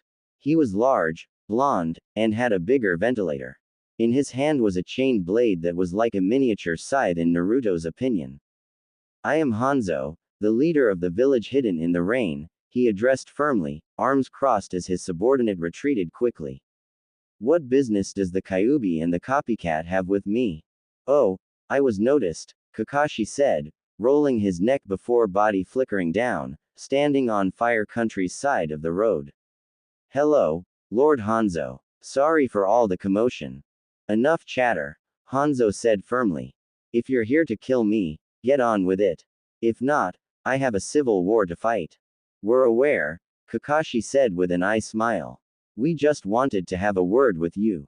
And you bring this beast, to intrude on the edge of our lands. Just for a conversation, Hanzo asked with annoyance. Naruto gave a small growl. Because of the thing intruding in our own lands. Hanzo paused in realization. Your undead monster. What of it? We haven't seen it here. Really? Naruto asked. It wasn't a question of curiosity, but accusation. Hanzo started, if only slightly. You think I have something to do with it? If I had such a monster, why would I send it after you and not the fools trying to take over my country? Assuming those fools still live, Kakashi answered bluntly. After all, a Gashadokuro would require many corpses to form. A gash you threaten my country over an old legend? Hanzo asked in annoyance. You are talking to a giant fox made of pure chakra, Naruto reminded pointedly. Hanzo couldn't refute that point, and so ignored it. And what would you like? Me to let you stroll into my lands and search for a giant skeleton we might be hiding? Oh, We doubt you'd allow that, Kakashi said uncaringly.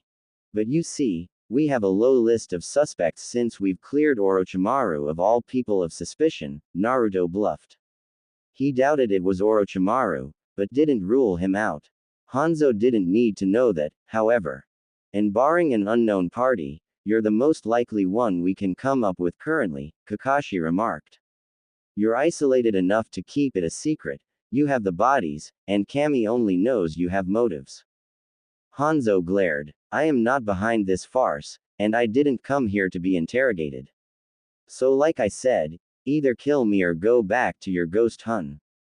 Hanzo stopped and grunted as Naruto suddenly flared his chakra. The sheer weight of it was crushing, even Kakashi strained under it. For miles, the ninja and the unlucky watchers on trembled and collapsed under the raw might as Naruto glared menacingly down at Hanzo. You nearly killed a pervert, a hag, and a creep, Naruto growled. Do you think you can kill a fox?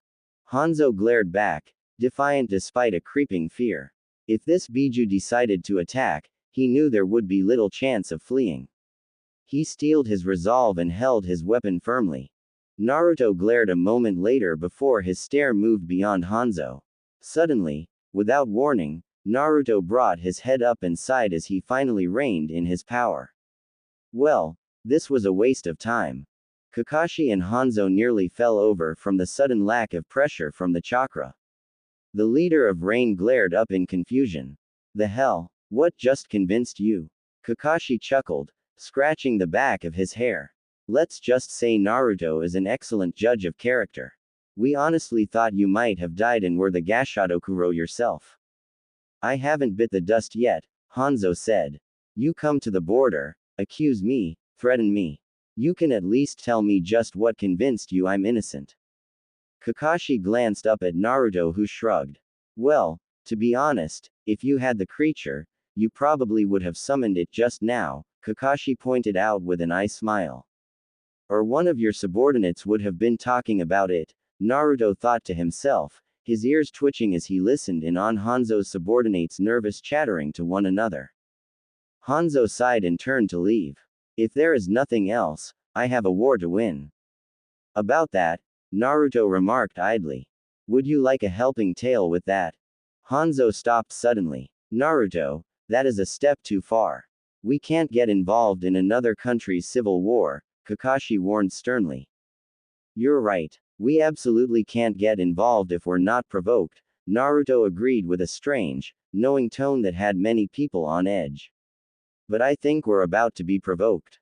With that, Naruto suddenly looked straight up, and more than just Hanzo and Kakashi followed his gaze. There, against the light of the sun, was a figure that none of them could clearly see. Yet despite being high above even Naruto, the figure's voice rang out clearly. Almighty push. Acting more on instinct than anything else, Naruto pushed his body forward to shield Kakashi and, incidentally, Hanzo. Both braced themselves as a massive wave of pressure and chakra washed over Naruto, a crater forming around them, expanding in all directions and destroying the surrounding forest. Finally, it ended and Naruto looked back up. That had a lot more kick to it than I expected. I could get knocked over if I'm not careful, Naruto remarked with a frown. I take it you must be Pain, leader of the Akatsuki. Kakashi stiffened at that. This just got bad, he realized grimly. If the Akatsuki intended to capture the Biju, they had to have the means or power to potentially subdue them for sealing. That's him then, Hanzo said, glaring up at the figure in the sun. Naruto tilted his head. So, are you just going to float up there or what? Pain descended, watching Naruto intently. The Biju restrained from attacking just yet, if only because Naruto got a strange feeling about this. It wasn't danger, per se, but it was strange. Something was very off about this person. Hanzo squinted however as Pain neared the ground. That face, the salamander said, feeling a memory picking at his mind. Didn't I already kill him? You know of me, Kyuubi, Pain remarked to Naruto without surprise. I'm afraid it is too soon to capture you. And here I thought arriving early was a good thing, Naruto snarked as he stared down at the orange-haired man. Hey, Hanzo. The leader of Rain acknowledged. He's part of the ones fighting against you. Tell me, did you just see him attack me, and Kakashi-sensei? Naruto asked idly. Hanzo caught on quickly, smirking to himself. Indeed I did. Naruto, this might not be a good play, Kakashi warned, even as he pulled out a kunai. The alternative isn't much better, Naruto remarked. Besides, I doubt he showed up just to tell me the schedule. Indeed, Pain agreed. I have come to kill you, Biju. Naruto's face turned utterly blank at that. Sorry, but I have no plans of dying twice in the same year. Lord Hanzo. A rain ninja showed up, bloody with a broken arm. No one looked at him, keeping their eyes on Pain. Most of our forces in the area are dead or injured from that attack. Then clear out who you can and fall back, Hanzo ordered. The demon and I have a god to kill. The ninja nodded before leaving. Pain eyed the retreating form. You presume I intend to permit survivors. Several blurs rushed towards the fleeing man, only to be intercepted by a golden tail. The man looked up in alarm as several tags exploded against the limb before running away. Konan hovered on a tree nearby, considering attacking again, but a glance from Naruto persuaded her not to. How merciful, for a demon, Pain noted coldly. Do you have any idea who you're even defending? Naruto raised an eyebrow. If you told me something terrible he's done, am I suddenly supposed to kill him when you just threatened to kill me? Regardless, it's a mute gesture, Pain informed. That man is already dead, same as all those loyal to Hanzo. Naruto narrowed his eyes before he stiffened. It was very noticeable on a Biju, like a mountain shifting in place. What's going on? What's wrong with him? Hanzo asked, brows furrowed. Hanzo, your men are getting butchered, Naruto answered with a growl. So, that's the kind of god you are. Good to know. Pain saw Naruto's arm move and fully expected him to strike up at him.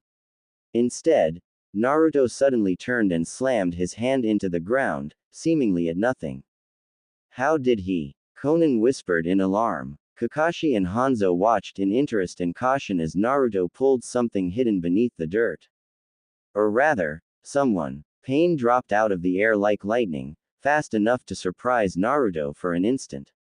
Pain landed beneath Naruto's raised fist and, using the pause to reach out his hand. Universal pull. Naruto tried to crush his fist, but his claws only grazed his target before the body slipped out. Kakashi, seizing the moment, appeared behind Pain with a kunai ready to strike in the head. But Pain didn't even look as he turned to deflect the offending arm, kicking Kakashi back with a powerful kick. Despite the cuts, the person who escaped Naruto's grip stood up, revealing another man in Akatsuki robes. The hell? Hanzo said, looking between the two. Kakashi shared the sentiment. The two men were distinctly different yet also identical. A different face, build, and everything. But they both had orange hair and the exact same eyes of purple eyes. Not to mention the piercings on their face. Though different in design, there were a lot of them and all looked to be made of the same black metal.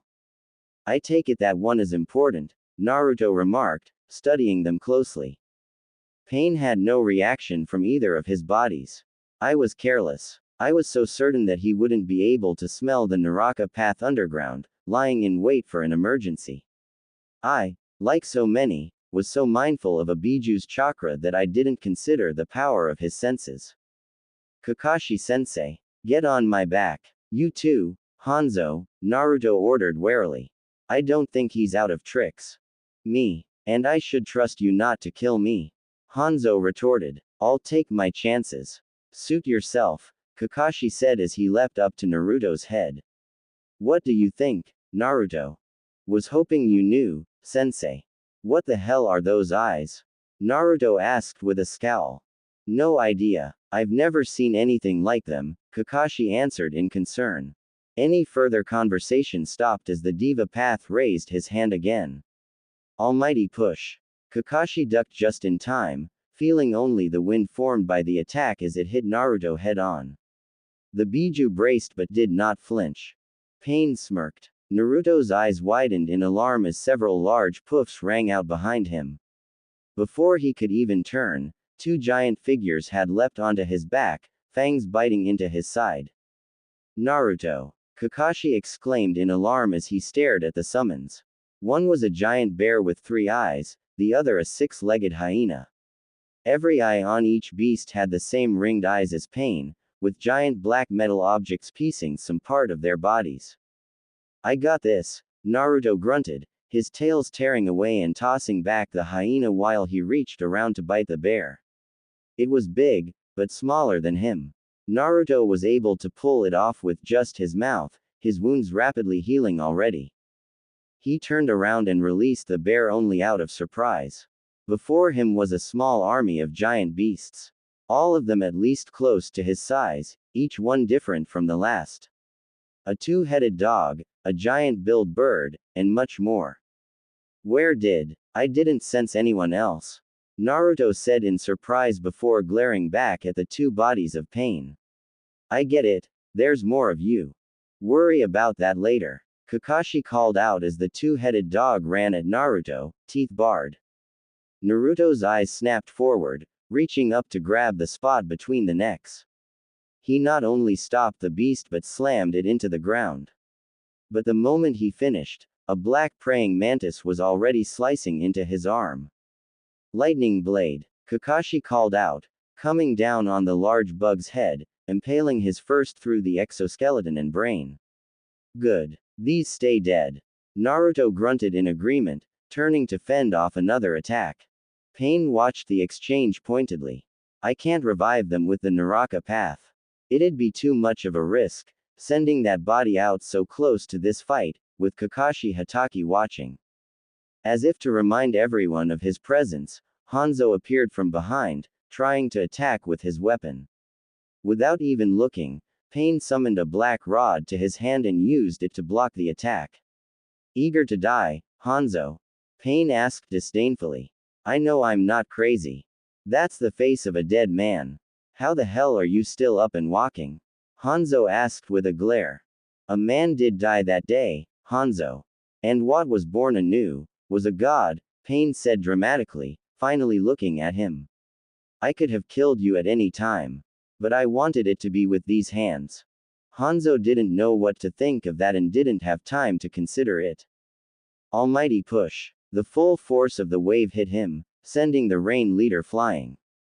He turned his head and saw that he was heading straight toward yet another orange-haired enemy with the same eyes. This one had a hand outstretched as if to grab or strike him. Indeed, the human path of Pain grabbed his old enemy by the head. But in that same instant, Hanzo disappeared in a puff of smoke, a log falling to the ground.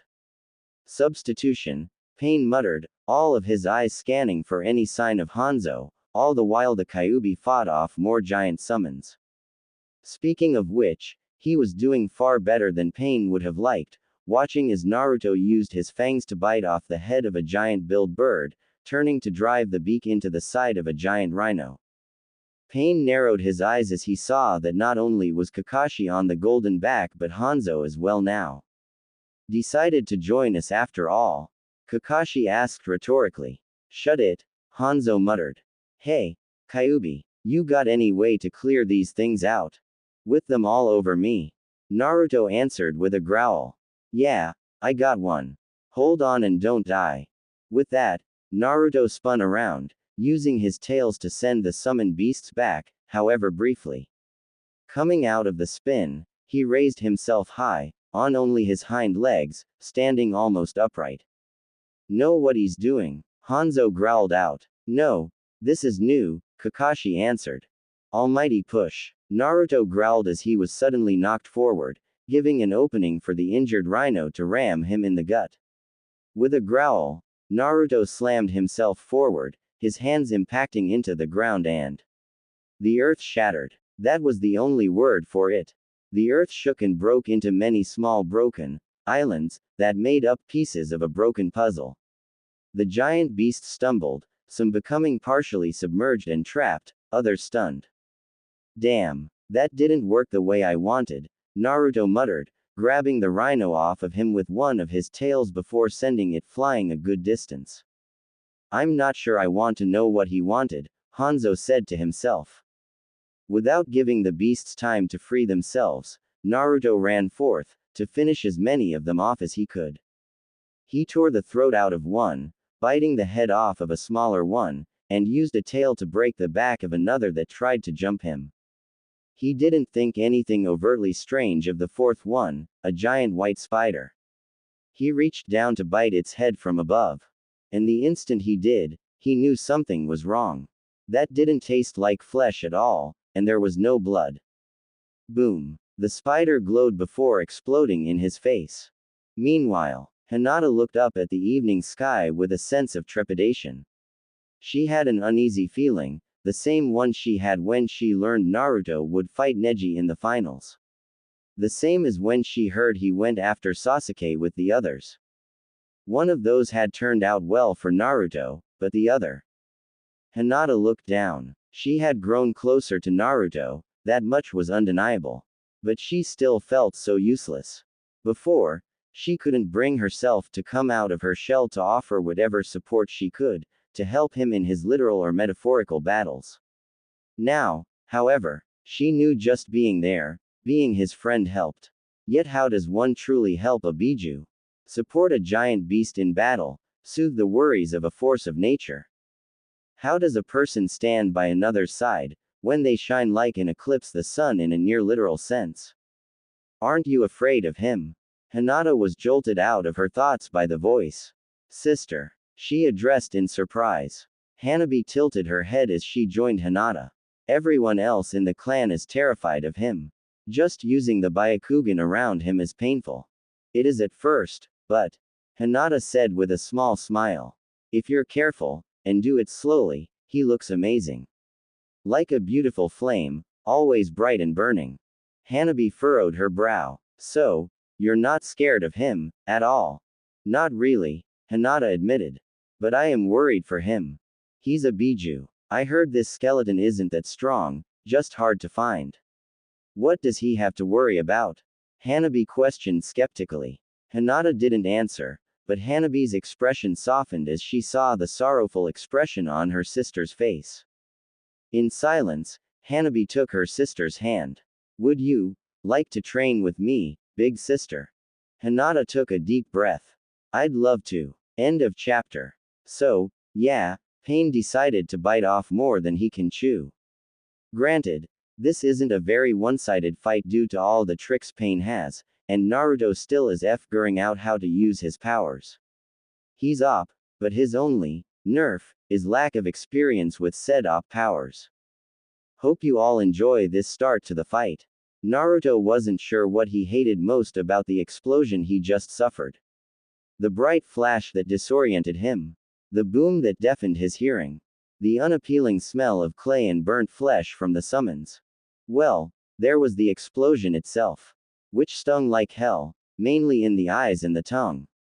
A relatively small drop of blood dropped from his maw. Actually, yeah, it was the explosion. Universal. Oh, fuck off with that. Naruto snapped, one of his tail tips slashing against the ground, sending a slash of earth and stone to strike at the so-called god. Pain calmly but quickly dodged the attack, but immediately found that Naruto wasn't giving him any opening now. Attack after attack came from the tails. Nothing he couldn't deal with, but with 5 of the 9 tails sending blades of earth, sand, water, wind, and the occasional attack sending trees and rubble hurling into his direction. If he used universal pull or almighty push, it would leave him open to an attack that he would be better off not taking. He still had the Naraka path, but he wasn't confident in Naruto giving him the chance to revive any bodies. Naruto growled as he scratched at his head, looking around. There were still more summons to clear out, pulling themselves out of his earthen trap. Where the fuck did that bug bomb come from? Naruto. Kakashi yelled, now on Naruto's head and fighting, something. Something popped after being kicked away. Sensei, the fuck? Naruto asked, trying to ignore the need to scratch his head. It's Deidara of the Stone. He's a terrorist known for jutsu that use exploding clay. Kakashi warned urgently. Okay, but the fuck are you fighting on my head? Naruto asked in concern. He left you gifts, Kyuubi. Exploding clay fleas. Hanzo warned, fending off his own share of the smaller clay beasts. Quote. Oh, fuck that, sensei. Salamander. Get the hell off now. Naruto warned in frustration. The two ninjas only had a few seconds of warning to get down and off the biju as Naruto enveloped himself in a wave of golden chakra. All at once, the fleas of clay went up into the air, exploding all just away from Naruto's head and neck. Okay, you sculpting bastard. Where the fuck are you? Naruto called out, eyes scanning over the remaining summons he still had to deal with. None of them looked like they were made of clay at least. Hanzo glanced between the group of orange-haired enemies and the Kyuubi that still had summons to fight. Fox, how about we trade targets? Hanzo offered as he ran through a series of hand seals, cutting his thumb before slamming it down on the ground. Kakashi quickly recognized the situation and body flickered back up to Naruto's back. Naruto raised an eyebrow as a poof of smoke erupted, fading to reveal Hanzo standing on top of a giant salamander. It looked eyeless and was much smaller than Gamabunta for sure, but he got the sense that size wasn't the biggest factor with this one. It might have something to do with the creepy purple mist oozing from the creature's mouth. Shall we, Ibuse? Hanzo asked with a smirk beneath his mask. The creature made a strange croaking noise of agreement. Hanzo already sensed the attack coming, turning to block yet another ring-eyed enemy.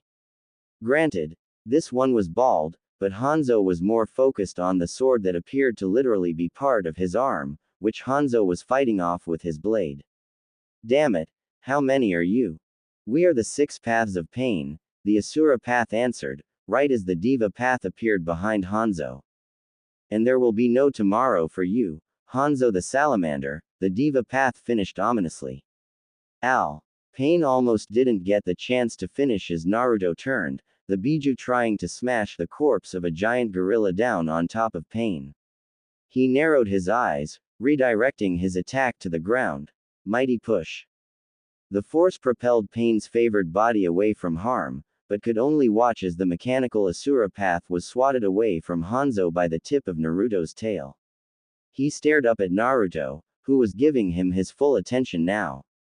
Any damage to the biju, if there ever truly was any, had already healed. Quote. 6.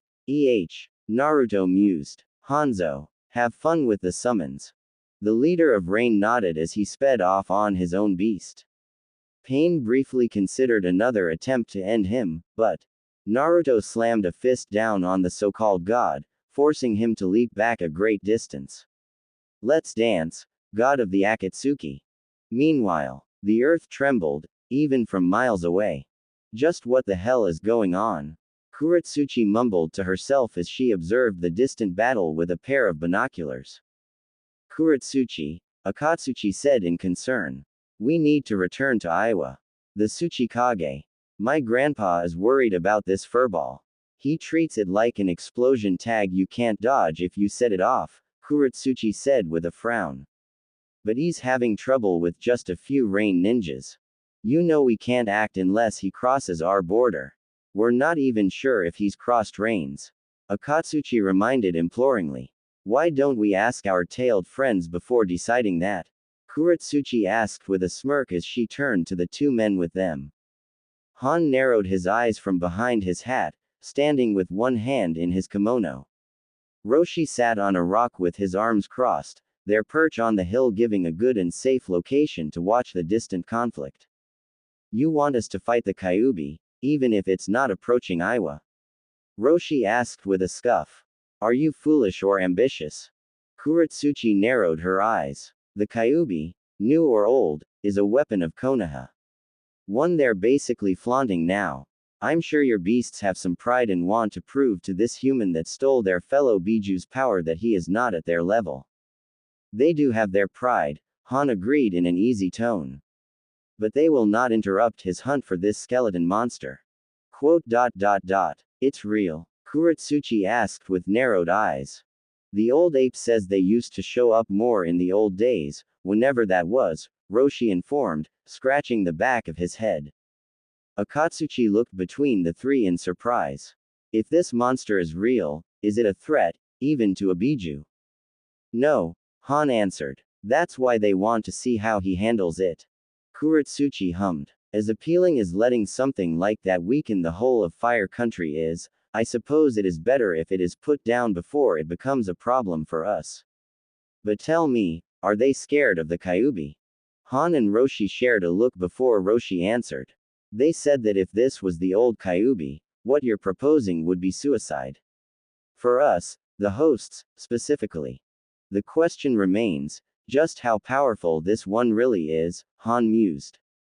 Kuretsuchi tsked as she turned back to observe the battle. Cowards. Tell me, what bothered you more, grand brat of Onoki? Roshi barked out. That you can't challenge a Biju yourself. Or that your grandfather thinks that Kyuubi out there is the child of the yellow flash. Kuretsuchi didn't answer, just gritting her teeth. Meanwhile, people often thought having a bigger summon was the best option. That size was a factor of power. Those people tend to not realize that even though many summons were the same size as the mighty Biju, those summons had no chance against such power. Similarly, just because Ibuse the Salamander was much smaller than many summons, he was still more than an equal to other summons bosses. Hence how Hanzo now stood atop Ibuse, who stood atop the corpse of a much larger tiger summon. Without sight or command, Ibuse gathered a poisonous mass within his mouth and spat it as a poison bullet. The purple mass impacted as both liquid and gas, right into the eye of a charging boar summon. It squealed in agony before falling to the ground. Hanzo held his blade at the ready as he surveyed the situation. Most of the summons were dead. In fact, it might be all of them by now, the poison from himself and Ibuse coating the area heavily. Deidara hadn't made an appearance yet, so he was either gone or hiding further away. Hanzo paused as an ant the size of Ibuse rushed at them from behind. With an almost disrespectful flick of the tail, Ibuse sent the controlled summon to the ground. Hanzo seized the moment, leaping down to stab the insect through the eye.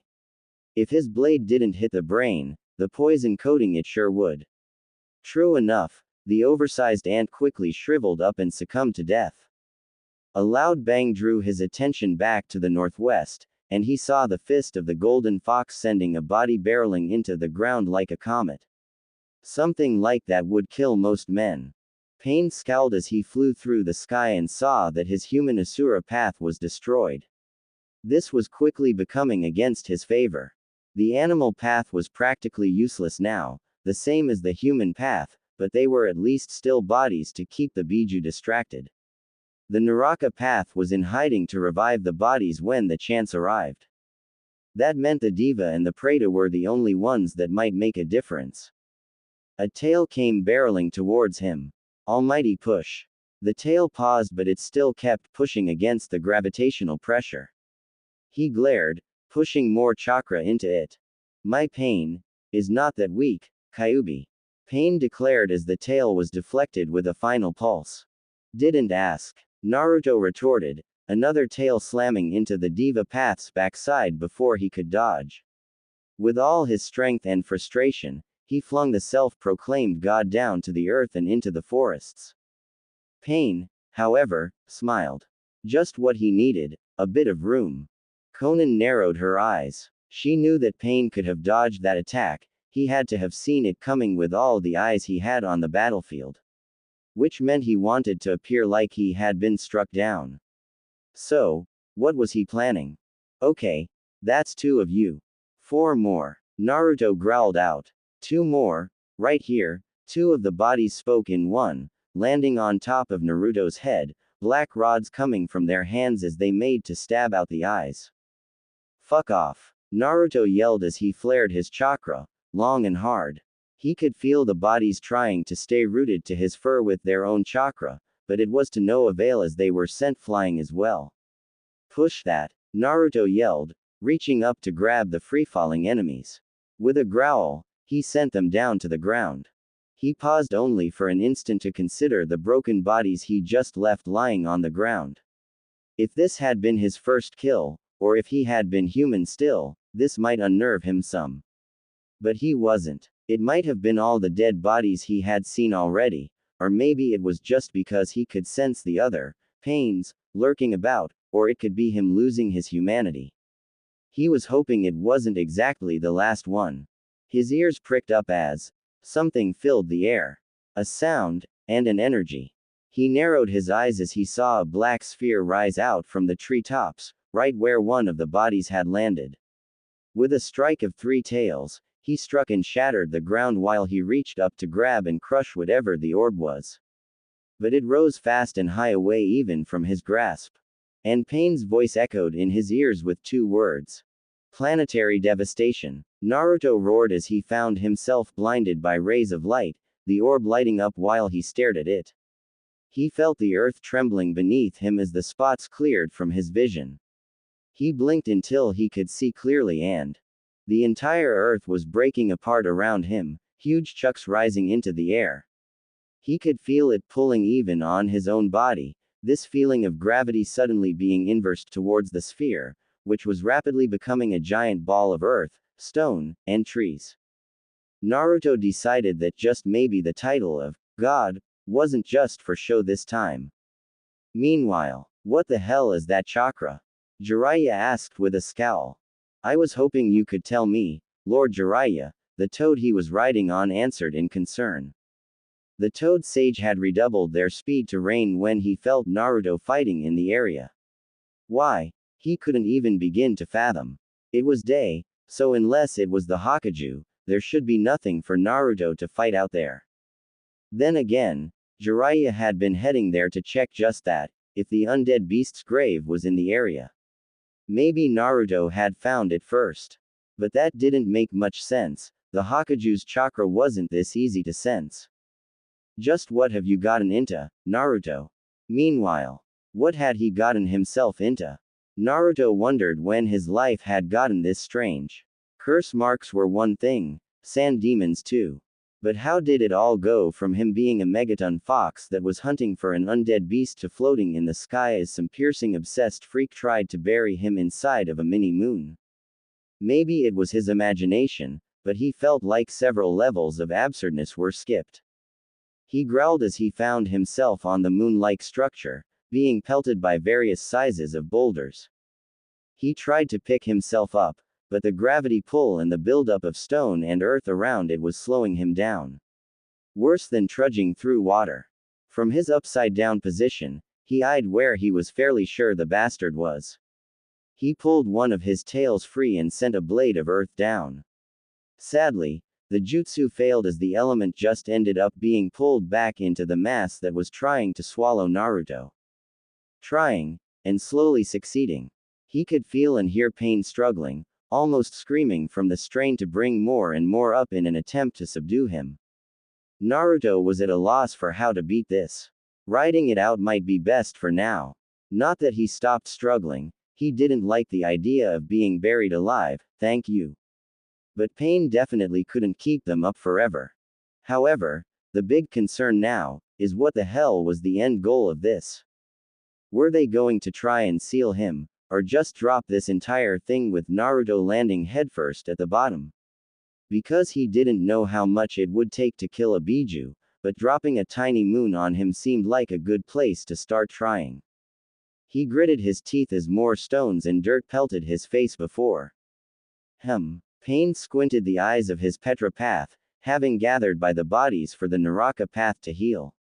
He studied the growing, enormous contrast he had made in the sky and saw that the golden fox was no longer visible. I think he actually gave up. Naruto, however, had not given up. Wow, that worked, he groaned, now inside a small cavity of the stone and earth. Small for him, at least. He had used all 9 of his tails and both of his hands, but he had managed to force an opening inside, his tails now against the walls. His chakra flowed through his tails into the groaning stone, trying to keep it from all collapsing in on him. Now he had a moment. A moment to make a plan to get out of this mess, and see how far this pain would take this jutsu. Still, he hadn't even known something like this was possible. He found himself grinning despite everything. It almost had his blood pumping again. I hope Kakashi-sensei is having more luck than me. Meanwhile, Kakashi indeed had been luckier than Naruto. I'll kill you next time, you Cyclops bastard. Deidara's angry voice rang out as the man left the area on a giant clay bird, now sporting a missing hand. Kakashi was rather proud of that, even if it had got him blown into a tree so hard it dislocated his shoulder. Still, with that enemy retreating, he turned his attention to his fluffy student's ordeal. Kakashi had seen the giant sphere of stone forming from the beginning. He had already gotten over his shock and awe, for the most part. So, the only things to slow Naruto down so far are an undead Biju that teleports, and someone trying to bury him in a miniature moon, Kakashi mused to himself, popping his shoulder back into place. Yeah, that sounds about right for him. End of chapter. And the fight continues on. Yeah, planetary devastation is the big WTF moment the first time it gets used, even for Kyuubi Naruto. It didn't really stop him, but it has slowed him down for now. Meanwhile, others are watching this still.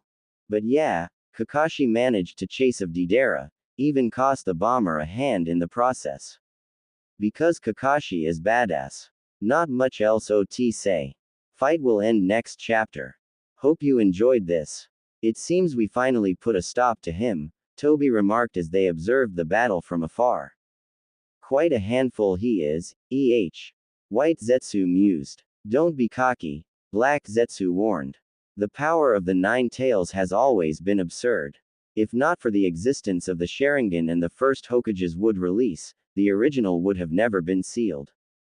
And even then, very few could safely hold it, Toby acknowledged. But for now, this Biju is still but a child, throwing around a power he still does not fully realize. I'm not so sure, Black Zetsu said evenly, eye narrowed as he watched the floating moon. Nor should you be. Never has this happened. The first of anything should rarely be underestimated. Toby said nothing, watching on, his Sharingan eye drifting to where he knew Kakashi had been. He wondered what he would do now. Fight on, retreat, nothing. He'd have to check if he died from this battle. He doubted that, but he would rather know if Kakashi would be around to experience the infinite Tsukuyomi or not. There was a rumbling and his gaze drifted up to the moon once more. Meanwhile, Yu Kasukabe frowned as she rode on the back of a large white wolf. She could feel the hound growing worried under her. She couldn't blame the she-beast. She could see and hear so many animals rushing far, far away in the opposite direction they were going. Fleeing the wrath of a force of nature. The Kusa Gensui had sent her out to observe the situation, to bear witness and report just what had happened here. The Kyuubi declaring, warning them that he was heading to the rain village, just so they in grass would not think they were the target of his interest, or ire. Yu's expression dimmed as she recalled Karen. Ever drained and mentally troubled by the connection she now had with the Kyuubi. A being like that casually and effortlessly being able to enter her mind, to whisper into her thoughts and see through her eyes. Yu could strangely relate, able to form temporary connections with beasts similarly. But the gap between her and a forest animal was minuscule compared to the vast abyss that was between Karen and the Kyuubi. A rumbling was heard over the trees. What was that? She wondered, stopping the wolf. Go, run off, she ordered as she released her bond with the creature. The wolf whined in primordial fear, fleeing for its very life. With that done, Yu scaled the nearest tree to get a view of what was happening. Her face didn't show it, but her heart almost dropped. Is that a moon? She muttered, trying to understand the sheer wrongness of how and why there was a giant sphere of earth and stone hovering in the sky. What kind of jutsu could do something like that? What kind of chakra would? Is that the power of the Kyuubi? She whispered. No. She stiffened, slowly looking to the branch next to her, and found a figure she knew only by reputation. by what she was and how immediate of a threat she could be to her village. Fu of Waterfall, the Jinchuriki of the Nanabe. That is the power brought to bear against him, she said, and only now turned to look at you. We're both here for the same reason. There is no reason to fight. Yu hesitated before nodding, very slowly. She had no plan of testing just how much of her Biju this Jinchuriki could channel.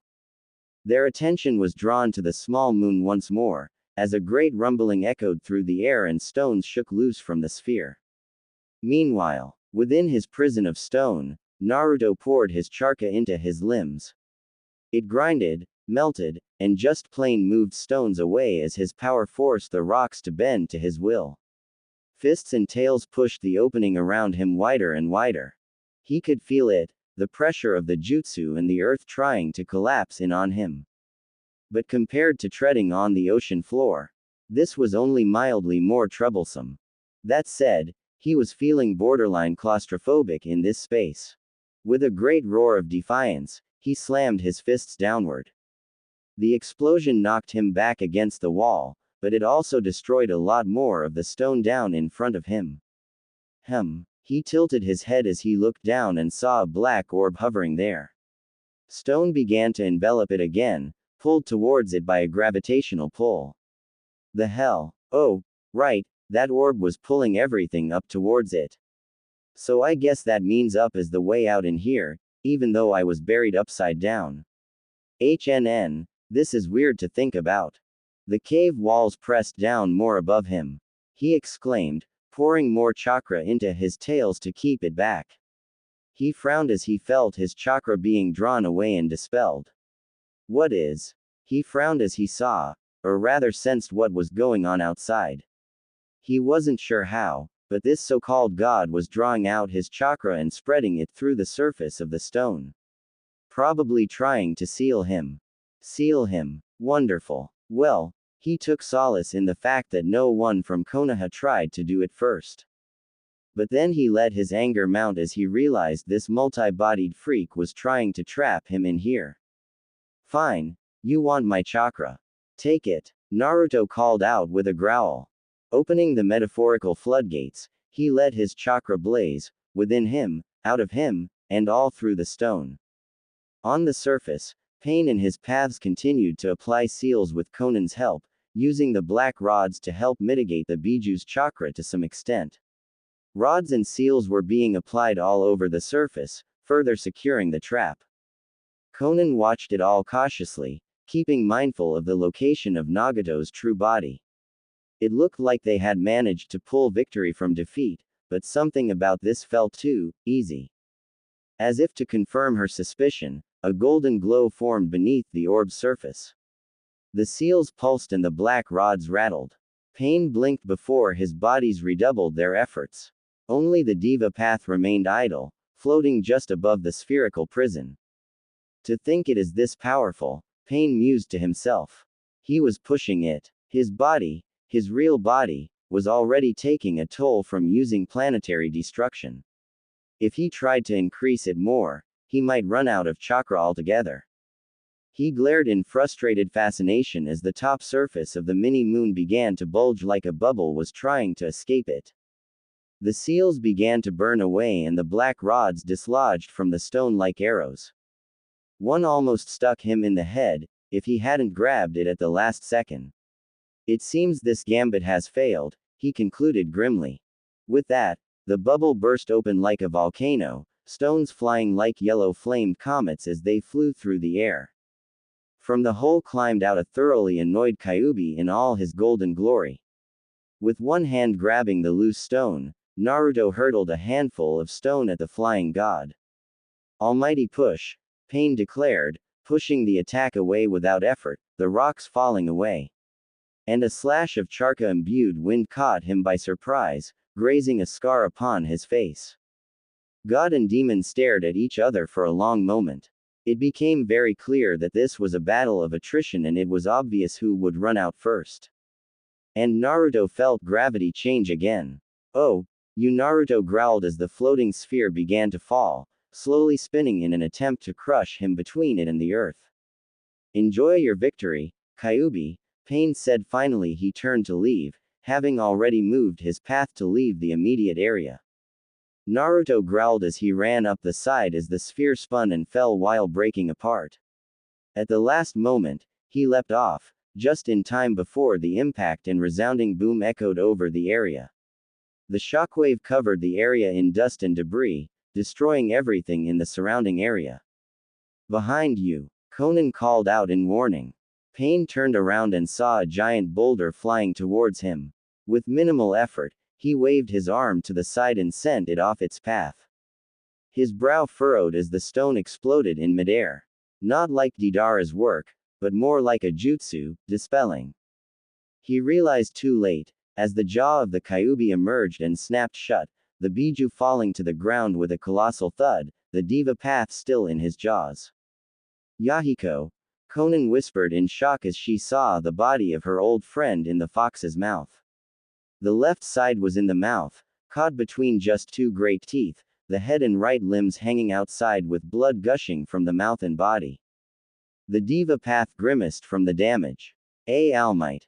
Naruto bit down harder in response, cutting the body in half, cold blood spattering against his maw. Hidden nearby, Nagato gritted his teeth in frustration at the loss of Yahiko's body. Much as he hated it, he knew this was a defeat. Without the diva path, he had no chance of competing with that power. With a disgusted grunt, Naruto spat out the body. Ignoring his desire to not taste human flesh, there was something cold and wrong about that body, even the blood. He could sense Pain's other bodies finally retreating. He scanned the horizons with a daring look. Anyone else? Naruto called out. He was mentally spent and wished nothing more than to take a nap after all of that. To the east, Yu and Fu dared not move, lest they drag the Kyuubi's ire onto themselves. To the north, Kuretsuchi glared as she felt the Kyuubi's blue eyes linger on her. Or maybe, the Jinchuriki with her. To the west, Zetsu and Tobi watched on in silent contemplation. And to the south, Naruto. The golden fox turned to regard the giant toad and Jiraiya with annoyance. Pervy sage, your ass couldn't be later to the show. What show? What are you doing here?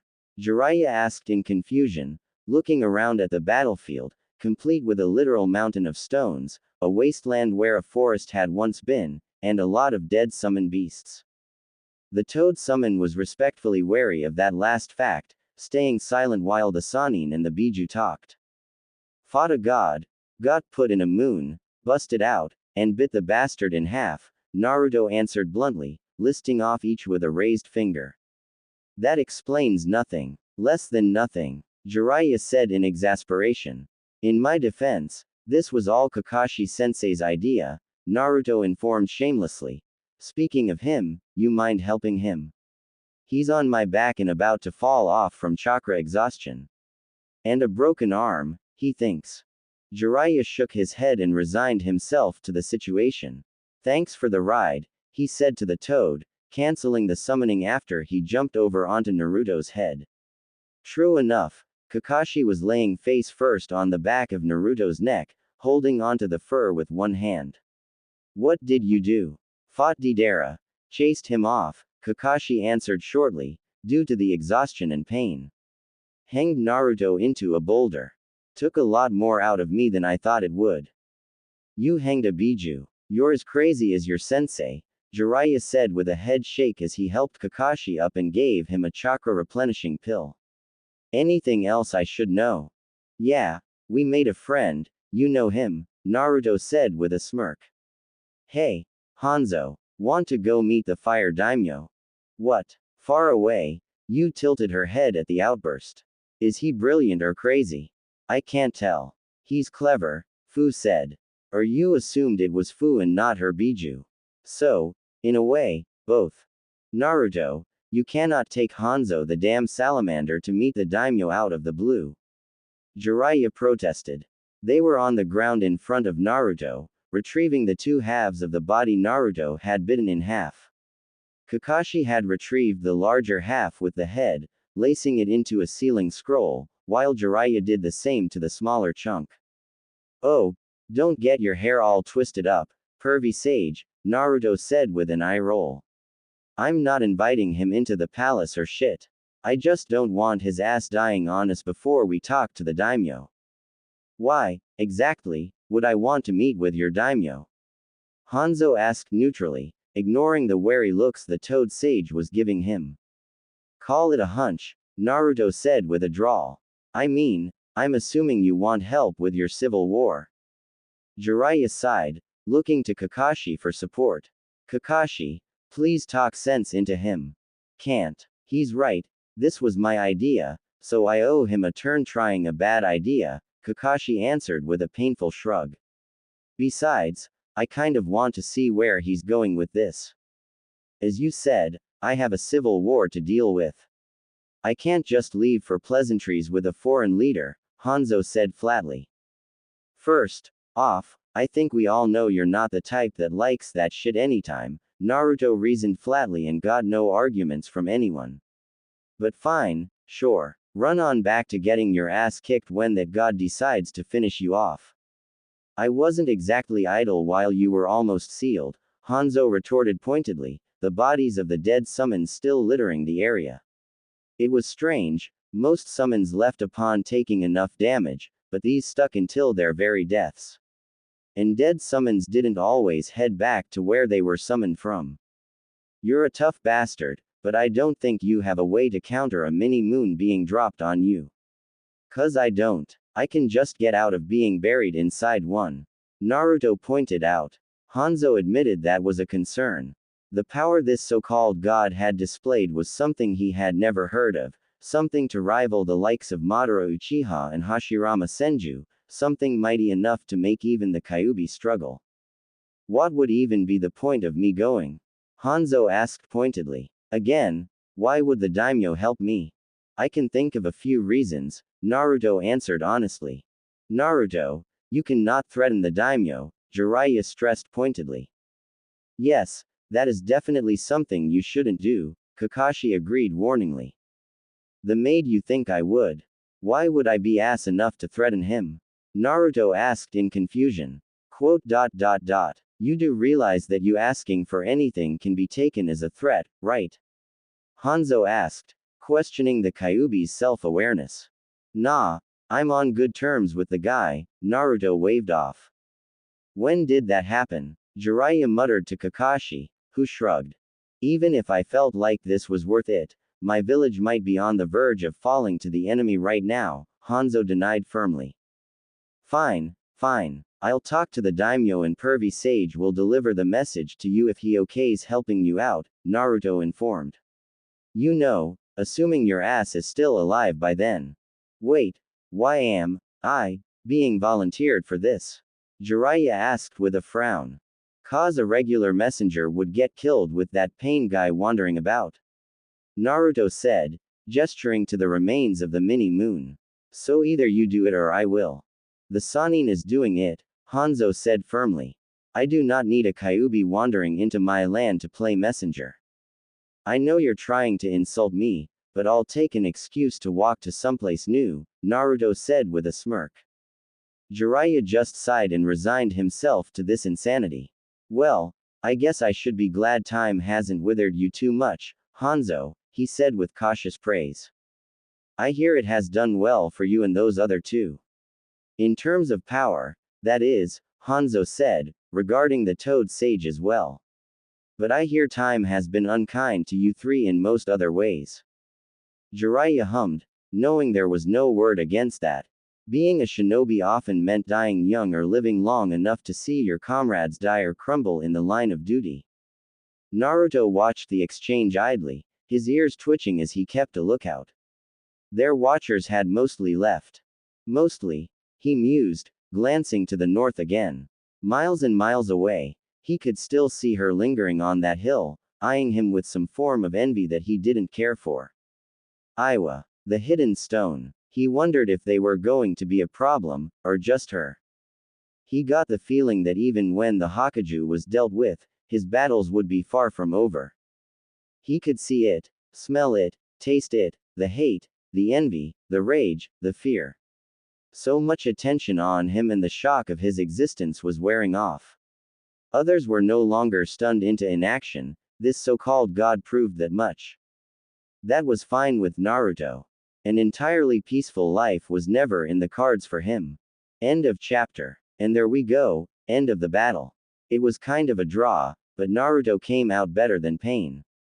But we also had Tobi and Zetsu keeping an eye on things, among others.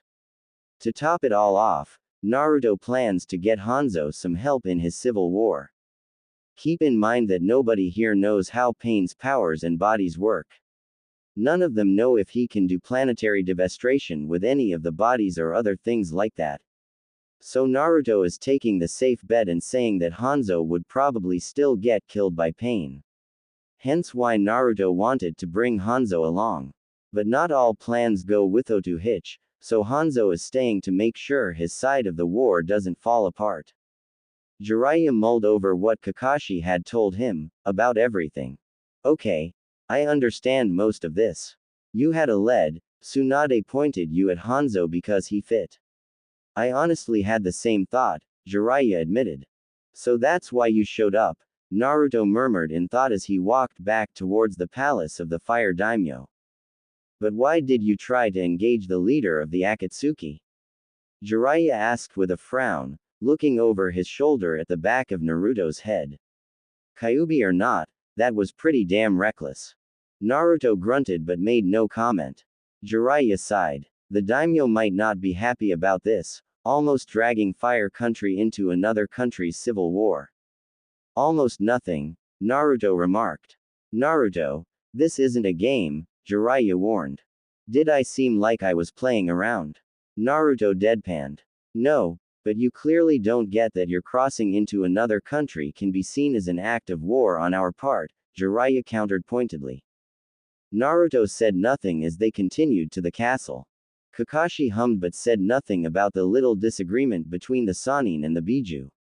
He got the feeling there was more that Naruto wanted to say on the subject but was biting his tongue.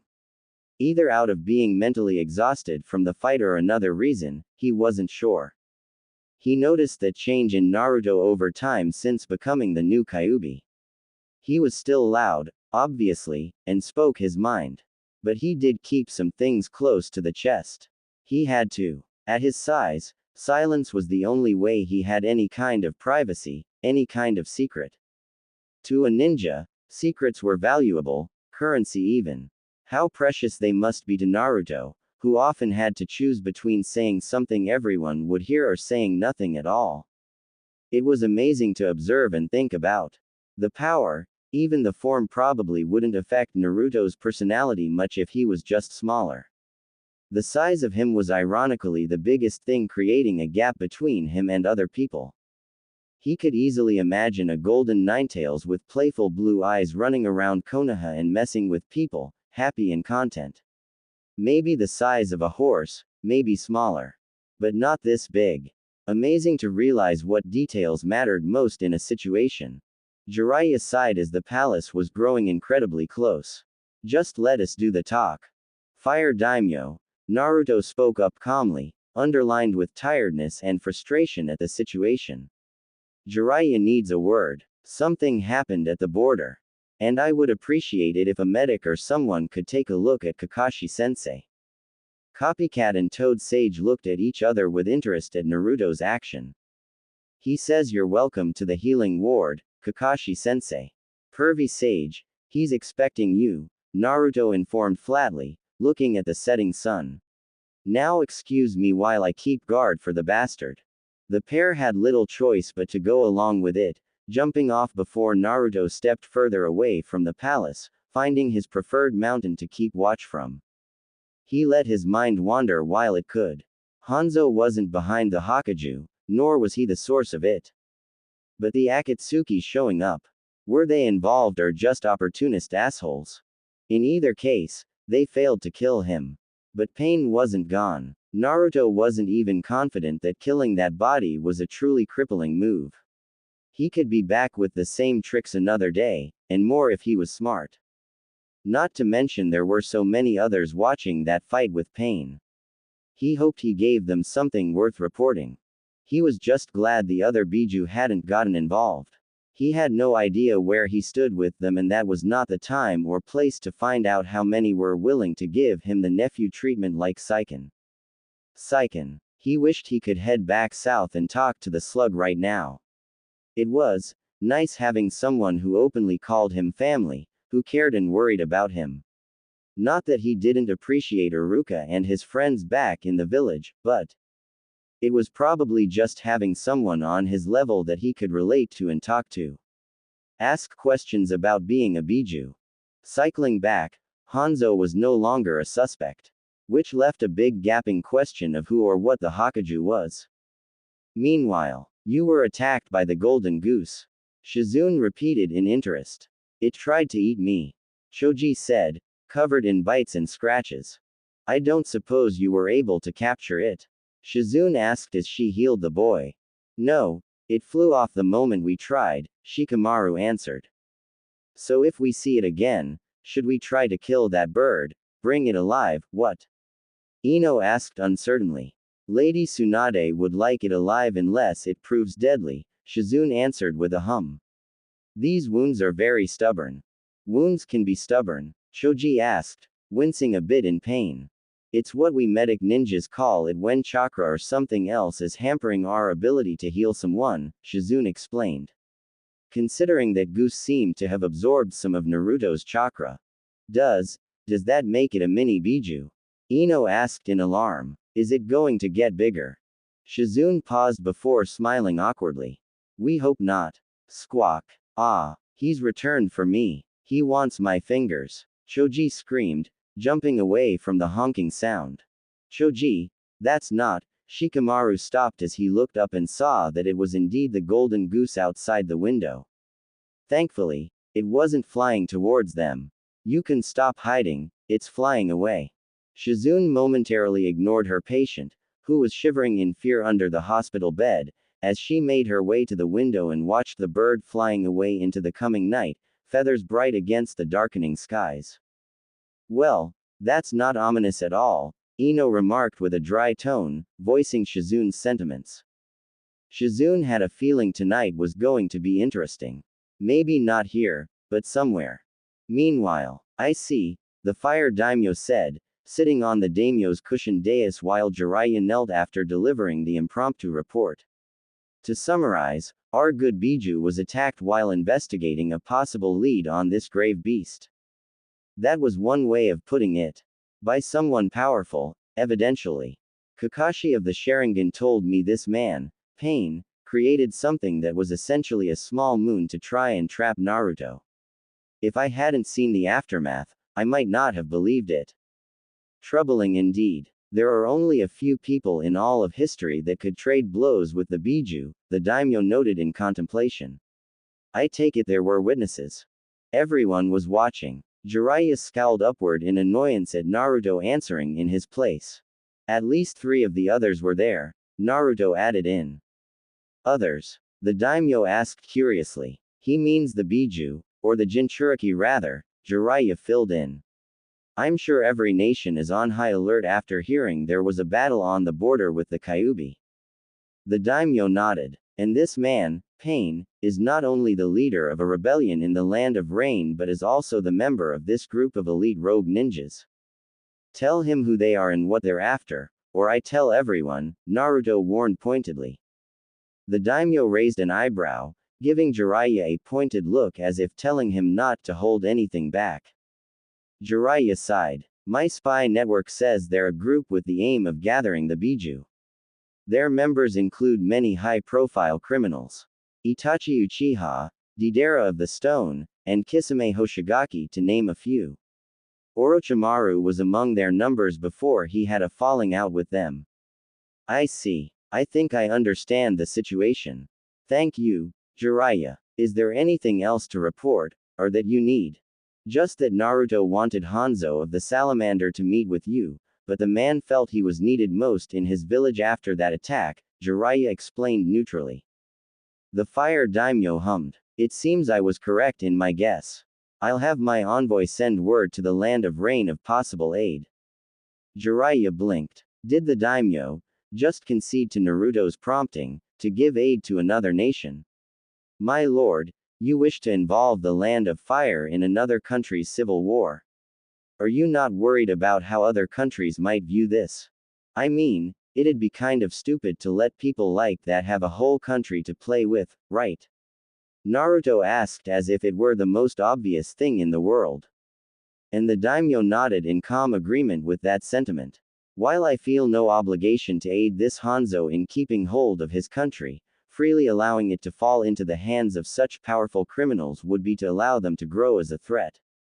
Speaking of which, do your spies know if they are still active as mercenaries? I know my fellow daimyos recommend their services once or twice, but I have a certain healthy distrust for rogues such as them. Jiraiya conceded that reasoning was a good point, but it all still felt rather odd, too easy in some ways. Not often as of late, no. Except for Kakuzu, but his desire for money means he'd always be a mercenary on the side. Any further conversation was cut short by a small tremor in the ground. Naruto, the fire daimyo asked, glancing upwards. Something's going on out here, Naruto said, his grumbling just barely loud enough to make out clearly. The toad sage shared a nod with the fire daimyo before disappearing in a blur, quickly coming outside to a high balcony. Jiraiya quickly saw what Naruto meant. The clear skies overhead, illuminated by a partial moon, were rapidly becoming darkened by thick clouds. They were rolling in far too fast, and Jiraiya could feel a heavy chakra in the air that wasn't Naruto's. Someone is differently directing this thing, or it learned a new trick, Jiraiya murmured. Both are bad. Naruto grunted in agreement as he let some of his chakra slip, his golden fur becoming the only source of light beyond the torches of the castle. Until, of course, the flames started going out. Naruto's eyes snapped to the palace in alarm. Jiraiya, Kakashi, everyone, the skeleton minions are in the palace. Shit, Jiraiya said, looking down as he indeed heard a rattling sound coming from the courtyard. We'll handle it, you deal with the big one. Naruto would, as soon as he found the still. This was getting bad. The humanoid skeletons were invading the palace and had the advantage the darkness didn't hinder them like it did the soldiers who were busy trying to mount a defense and relight torches. Torches that would not light. Naruto found himself without an opponent for an unbearable moment before having an epiphany. Gathering chakra into his tails, he grabbed at the wind as he spun and sent a trio of wind blades into the sky, trying to cut through the clouds. They cut through, but the clouds were so thick they closed up at the bottom before the slashes could break through to the clear sky. And still no attack from the Hokage itself. Maybe it really was after the daimyo. No, something about this was wrong to Naruto, he just couldn't think of what while people were fighting and dying in the dark. Damn it, I'm an idiot. Naruto realized as he flared his chakra more and brought the ends of one of his tails closer to the palace. The area lit up like the sun rose just for them. The soldiers, though somewhat fearful of the undead Kree,